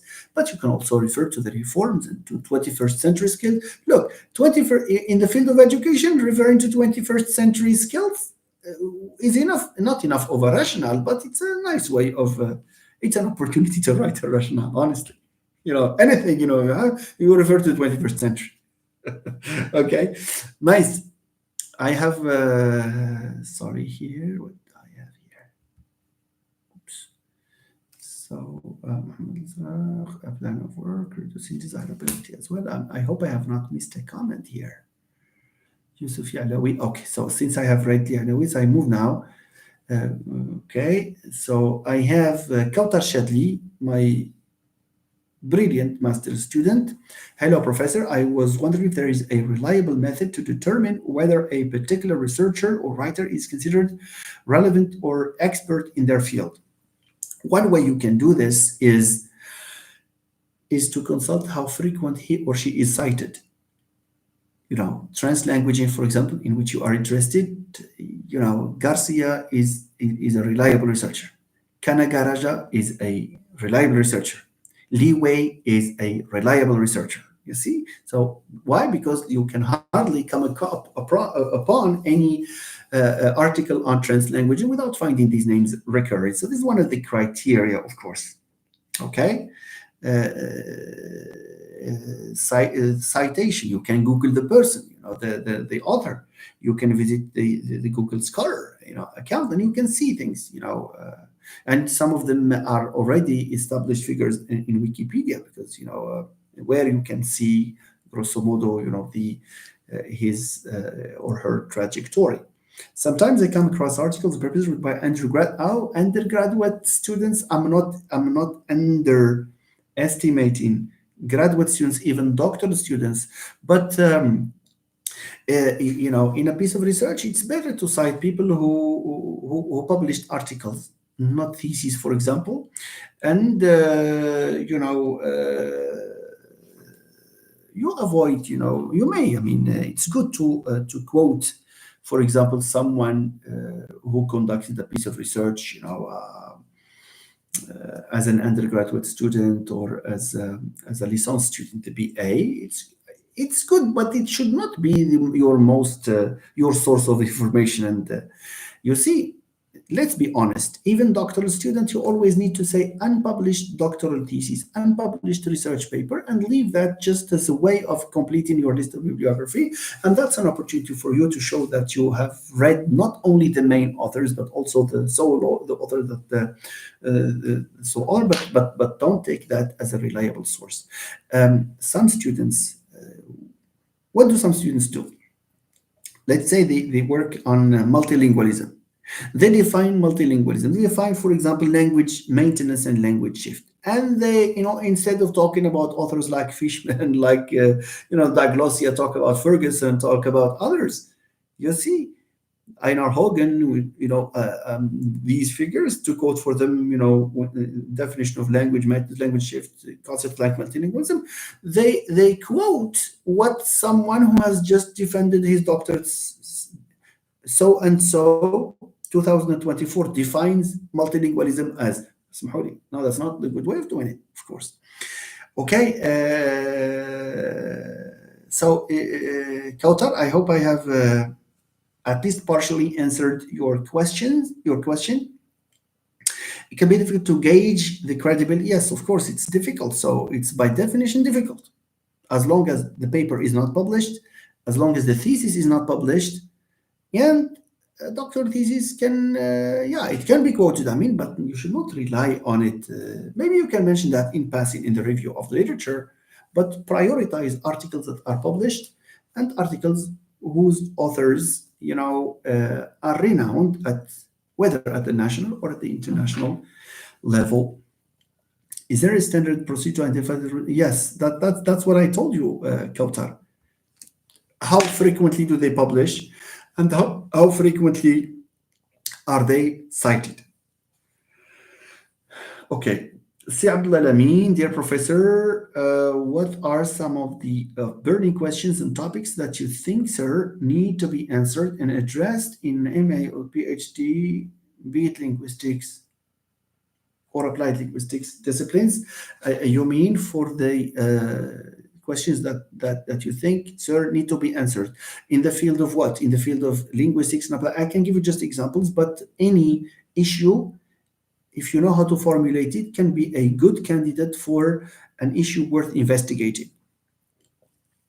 Okay, so in the field of linguistics, in syntax, clause structure, can be analyzed using maybe a different theoretical framework or aspects of clause structure, because that's what syntax is about after all. You can talk about, an aspect that you have in the language that you speak natively. If it's Amazigh, you work on Amazigh, like the issue of negation, for example. There is the issue in Amazigh of the construct state that is as yet unsettled, and the issue of spiritization. The issue. There are many issues, in fact. There are far more issues than this. In Moroccan Arabic, of course, there are certain phonological processes, morphophonemic processes, syntactic processes that are and not investigated. You can go and do this. So it's sometimes you have a good topic, but the way you formulate the objective is not a good thing, and this gives the impression that this issue is not worth investigating. All issues are worth investigating as long as you have a solid theoretical background, and as long as there are some people who maybe worked on it but they missed out on subtopics, and so any issue can, if it's addressed the right way, can pass for a good candidate issue to be investigated. The same goes for applied linguistics. The trend in applied linguistics and language education are issues relating to multilingualism, especially in the 21st century. Again, we have the 21st century here, where social media has shattered the boundaries between nations, and where you can use multiple languages at the same time. You can assume multiple identities. So these are good issues to investigate, and this is why some professors are focusing on, suggest to their students that they work on the issue of translanguaging, because it's the issue of the time. Translanguaging pedagogies, where students can use features from different languages, but these languages belong to the same repertoire. So it's a totally different approach from the approaches to what language is and what language use is about. So translanguaging pedagogies are the ones that assume that there are no boundaries between languages. Even the term, they are referring to them as named languages. Not so language is the same. So when you know 3 or 4 languages, you don't know 3 or 4 languages. You have one linguistic repertoire in mind, with features from this language, with different features. So this is a good area to investigate. But also, English is a medium of instruction. Is a very good topic to investigate. Code switching issues. You have a lot in sociolinguistics. In the field of education, you have different approaches to. You can test their validity. You can talk about the acquisition of a skill, or you can analyze different sorts of things. Okay, so there is no specified list of topics that are worth investigating. This will depend on how you approach them and how you formulate your objectives a little before you embark on the thesis. So we have from Mohammed El Azraq. Could you please explain what differentiates the paragraph delineating theoretical framework in the introduction from the literature review? Yes. The theoretical framework is one way of explaining the theoretical repository of your research. That is to say, when you conduct a piece of research, for example, from the point of view of optimality theory, let's say someone analyzes even the acquisition, but let's say someone who analyzes, for example, vowel epenthesis in Moroccan Arabic from a strictly theoretical point of view. I am addressing this to see Zakaria, I guess, the one who asked me. Wait a minute. No, that's Mohammed Al-Zarq. See, Mohammed, let me give you this example that would clarify the whole thing. Now, just imagine you have a friend or yourself or someone who works on the, vowel epenthesis in Moroccan Arabic, vowel insertion, vowel epenthesis in Moroccan Arabic, or glide form. Let's use glide formations. It's more evident. Glide formation in Moroccan Arabic.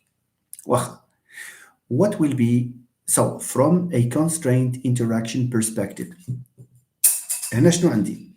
The topic is vowel epenthesis. The theory that I will use to analyze this data is optimality theory. So my theoretical framework is optimality theory, in which I will talk about what it is and in what ways it departs from its predecessor, the previous theories, and I will give an example of how this works. هذه theoretical framework. Now, a review of the literature, that's what literature review is. Remember, the example is what has been said about glide formation in Moroccan Arabic since, the first scholar talked about that since the 60s or the 70s. And a well review of the literature. Okay, it's what has been done on this issue. Theoretical framework, you summarize the theory, you are adopting, and you highlight the respects in which it departs from its predecessors. Okay, see Zakaria, or see Muhammad rather. Nathalie Leblanc says, does the number of objectives and that of research questions proportionately relate or not? Thank you. Very good question here. Is it preferable to start from hypothesis first or formulate it at the end? Thank you. Nathalie is asking a two-pronged question here that are both relevant and of course important. Let me start with the first part. I was talking to a doctorate candidate just a couple of days ago, and we laughed at something I said about that. It came just like that. So Nathalie Leblanc, the number of objectives and that of research questions, should they be related or not? Not necessarily. Not necessarily. It may not be symmetrical in the sense that some research questions have this quality of being general, like when you say to what extent. To what extent can be answered, in a number of ways. And therefore, the objectives that you formulate may not really correspond, because objectives have these characteristics of being specific, and the research questions mostly are general in their nature. And therefore, maybe objectives in relation to hypotheses, yes, but not necessarily, because you may have a hypothesis, you may have a for one objective, you may have 2 or 3 hypotheses. Let me give you an example. Let me give you a concrete example. Spontaneous, but concrete. To what extent does academic level have a bearing on the acquisition of stress among Moroccan EFL learners? To what extent does academic level have a bearing, means can influence, and then you continue. Let's take this thing that relates to academic level. My objective is, academically more, advanced students or higher academic levels, higher academic level students will perform better than their lower level counterparts. شنو هذه؟ هذه hypothesis. This hypothesis can be expressed in more than one, in sub-hypotheses. For example, S1 students will perform higher than their, S3 students will perform better than their S1 counterpart. Another hypothesis, S5ers or S5 students, don't use S5ers, S5 is just my invention here. Okay, so S5 students will perform better than blah, blah, blah. You see, so here I have broken these hypotheses into sub-hypotheses. And therefore, and the umbrella is the research question. I hope you understand me here. So Nathalie Leblanc, the answer is, for the first part of the question, no, not necessarily. Okay, it's not, you are not obliged to have this symmetrical relation between the number of questionnaires and of questions, of research questions, and that of hypothesis or that of your objectives. No, because some of these are like research questions. They have this general characteristic. In what way and to what extent and how, they can be answered in a number of ways, and therefore they may have a number of elements of the answer. The same thing goes for hypotheses. So they should not be commensurable. All right. Now, is it preferable to start from hypothesis first or we can formulate at the end? هنا Nathalie Leblanc, this will all depend on whether you embark on a qualitative study or a quantitative study. Generally, in qualitative research, the hypothesis emerges at the end. You see, after you conduct your analysis, you analyze your interview or your texts or whatever, then the hypothesis emerges at the end. But the hypotheses are necessarily put at the beginning when you conduct a quantitative study.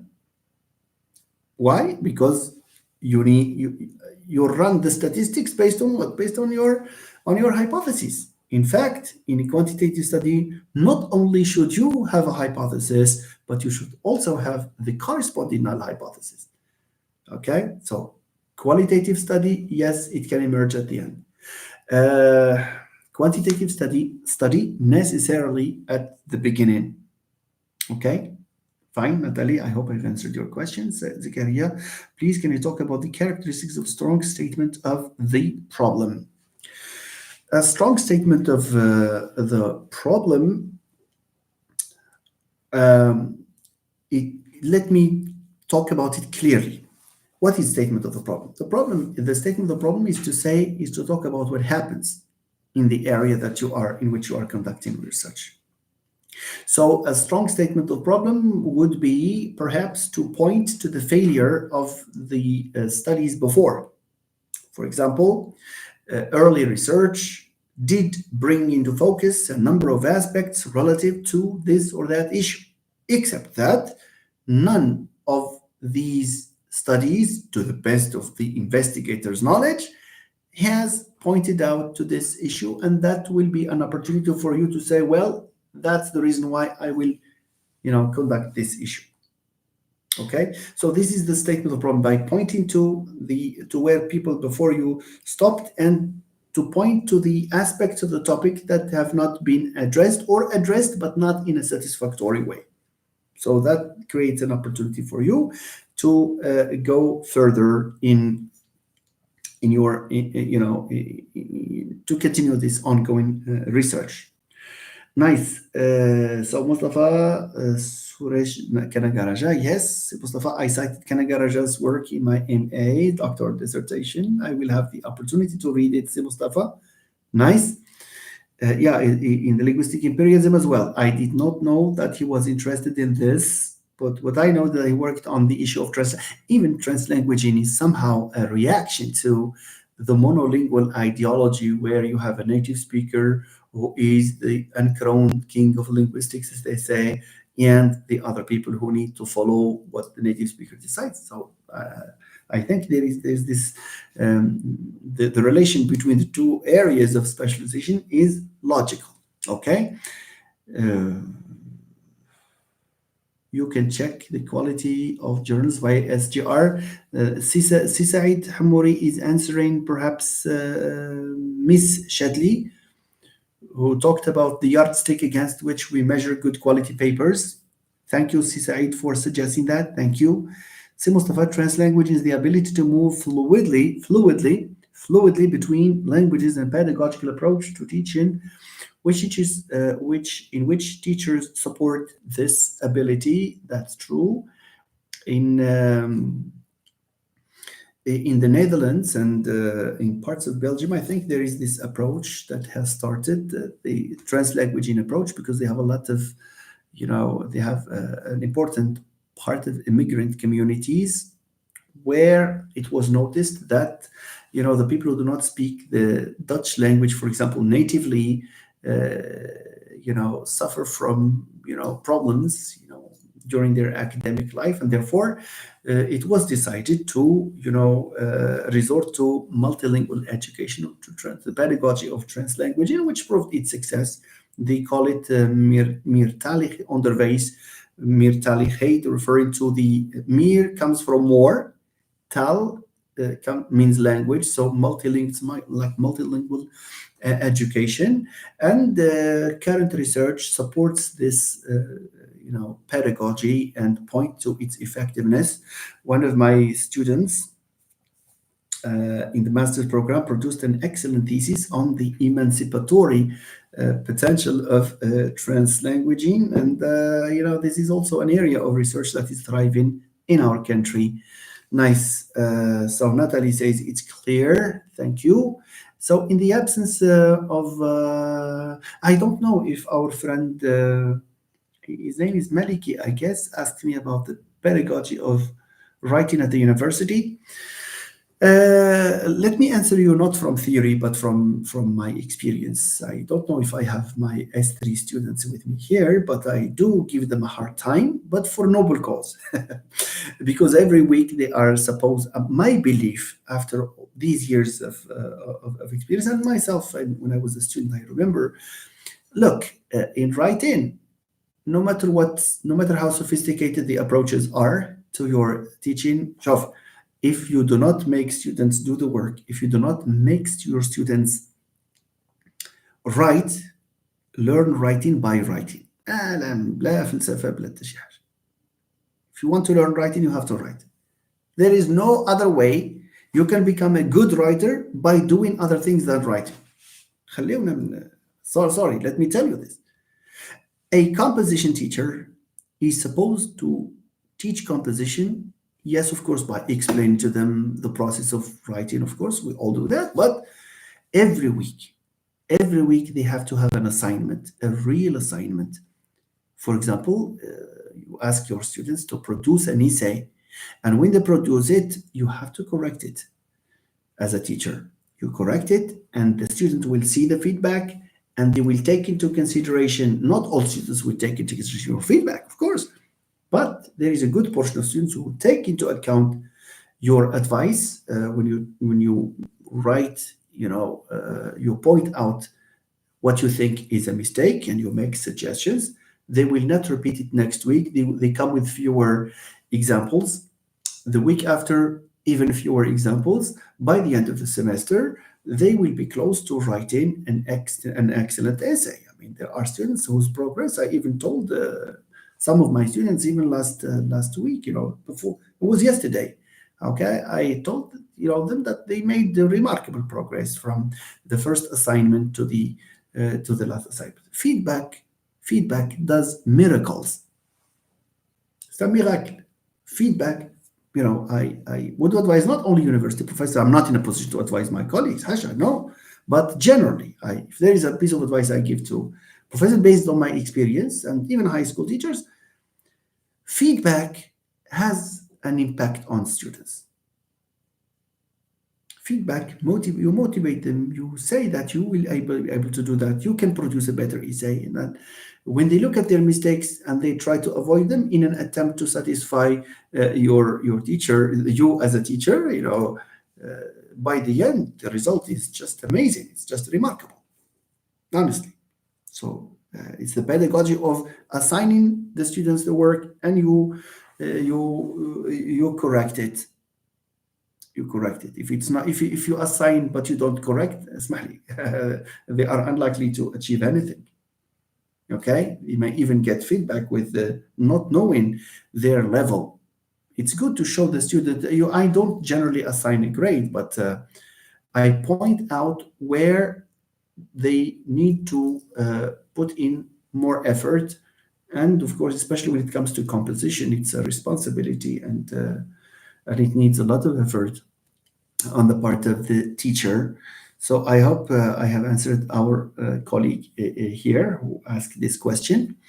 Natalie says, thank you, Professor. It's clear. So Mustafa says, I highly recommend reading Holiday and Hassan's 76 Cohesion in English. This textbook may help learners how to create texture and type. Yes, that's a very good classical. It's a classic now in the field. Holiday and Hassan's work. Especially when it comes to issues of coherence and cohesion. Saad Laraji says, true. C'est à force de forger qu'on devient forgeron. That's true. Self-assessment accompanied by checklists, preferably designed with students as well as the peer assessment, are also helpful. Thank you very much. See, Mohammed Zarq, you are hitting the nail on the head, as they say. self-assessment. We need to know we are humans, we are not perfect, and therefore our teaching is not necessarily perfect. There might be mistakes, but self-assessment is necessary. That's true. If we don't learn from our mistakes, then we are not in a position to be professors. Just to tell you, yeah, probably a checklist, maybe students' feedback is necessary, but student feedback, you should not ask me the question whether I am a good teacher or not. Of course, they will say you are a good teacher, especially if you are generous. No, but there needs to be, an objective checklist for the evaluation of the work of the professor, especially when it comes to writing. Si Mohammed, so thank you for this contribution on your part. Okay, my friends, I don't know if there are further questions, especially if they have this urgent character. Then, in the absence of these questions, we can call it a day. Tomorrow, I don't know. In the absence of if there is no question in the private message, then I can choose to talk about either distinctive features, or I will come back to syntax. I will talk about NP movement in passive construction, because many students are in the course of preparing for their, I don't know, I have a tear in the eye. I have a problem in this eye. I don't know. It keeps shedding tears like that. But this one, no. And never mind. So I don't know if there are specific suggestions for tomorrow's live. But anyway, this is a period where I receive maybe I receive requests, usually for the purposes of helping students with the preparation. So I can talk about some students have phonology, morphology, etc. But S5 students, I'm sure have some of them have problems in syntax, so we can do that. We can cover phonology, but I am also open to writing, and also maybe grammar 3. I don't know. So this will depend on the suggestions by the students who would like me to talk about this or that topic. Okay, Razan, hello Razan. Thank you very much. Thank you for taking part in this live, for attending it. Thank you for attending it. Thank you, Kautar says, thank you, Professor. You are welcome. So I think we need to wrap up. It's already maybe 11:30. So I hope that this live session has been of some use. And yeah, Khadija, thank you very much, Professor. I would like to thank everyone for making it to this live. Look, hello, sir. Can you elaborate on the multi-phase mixed methods design and how it differs from convergent, parallel, explanatory, sequential? Bad boy, would you kindly send me, because this requires maybe another half hour, would you please send me this request via messenger, in order to keep track of it, to organize a live session just for this? Bad boy, if you can hear me, please do that. Send me a private message. We need a session on stylistics. Yes, it's yeah, we can do that as well. Thank you, Mustafa, for suggesting that I organize, or I hold a live session on this.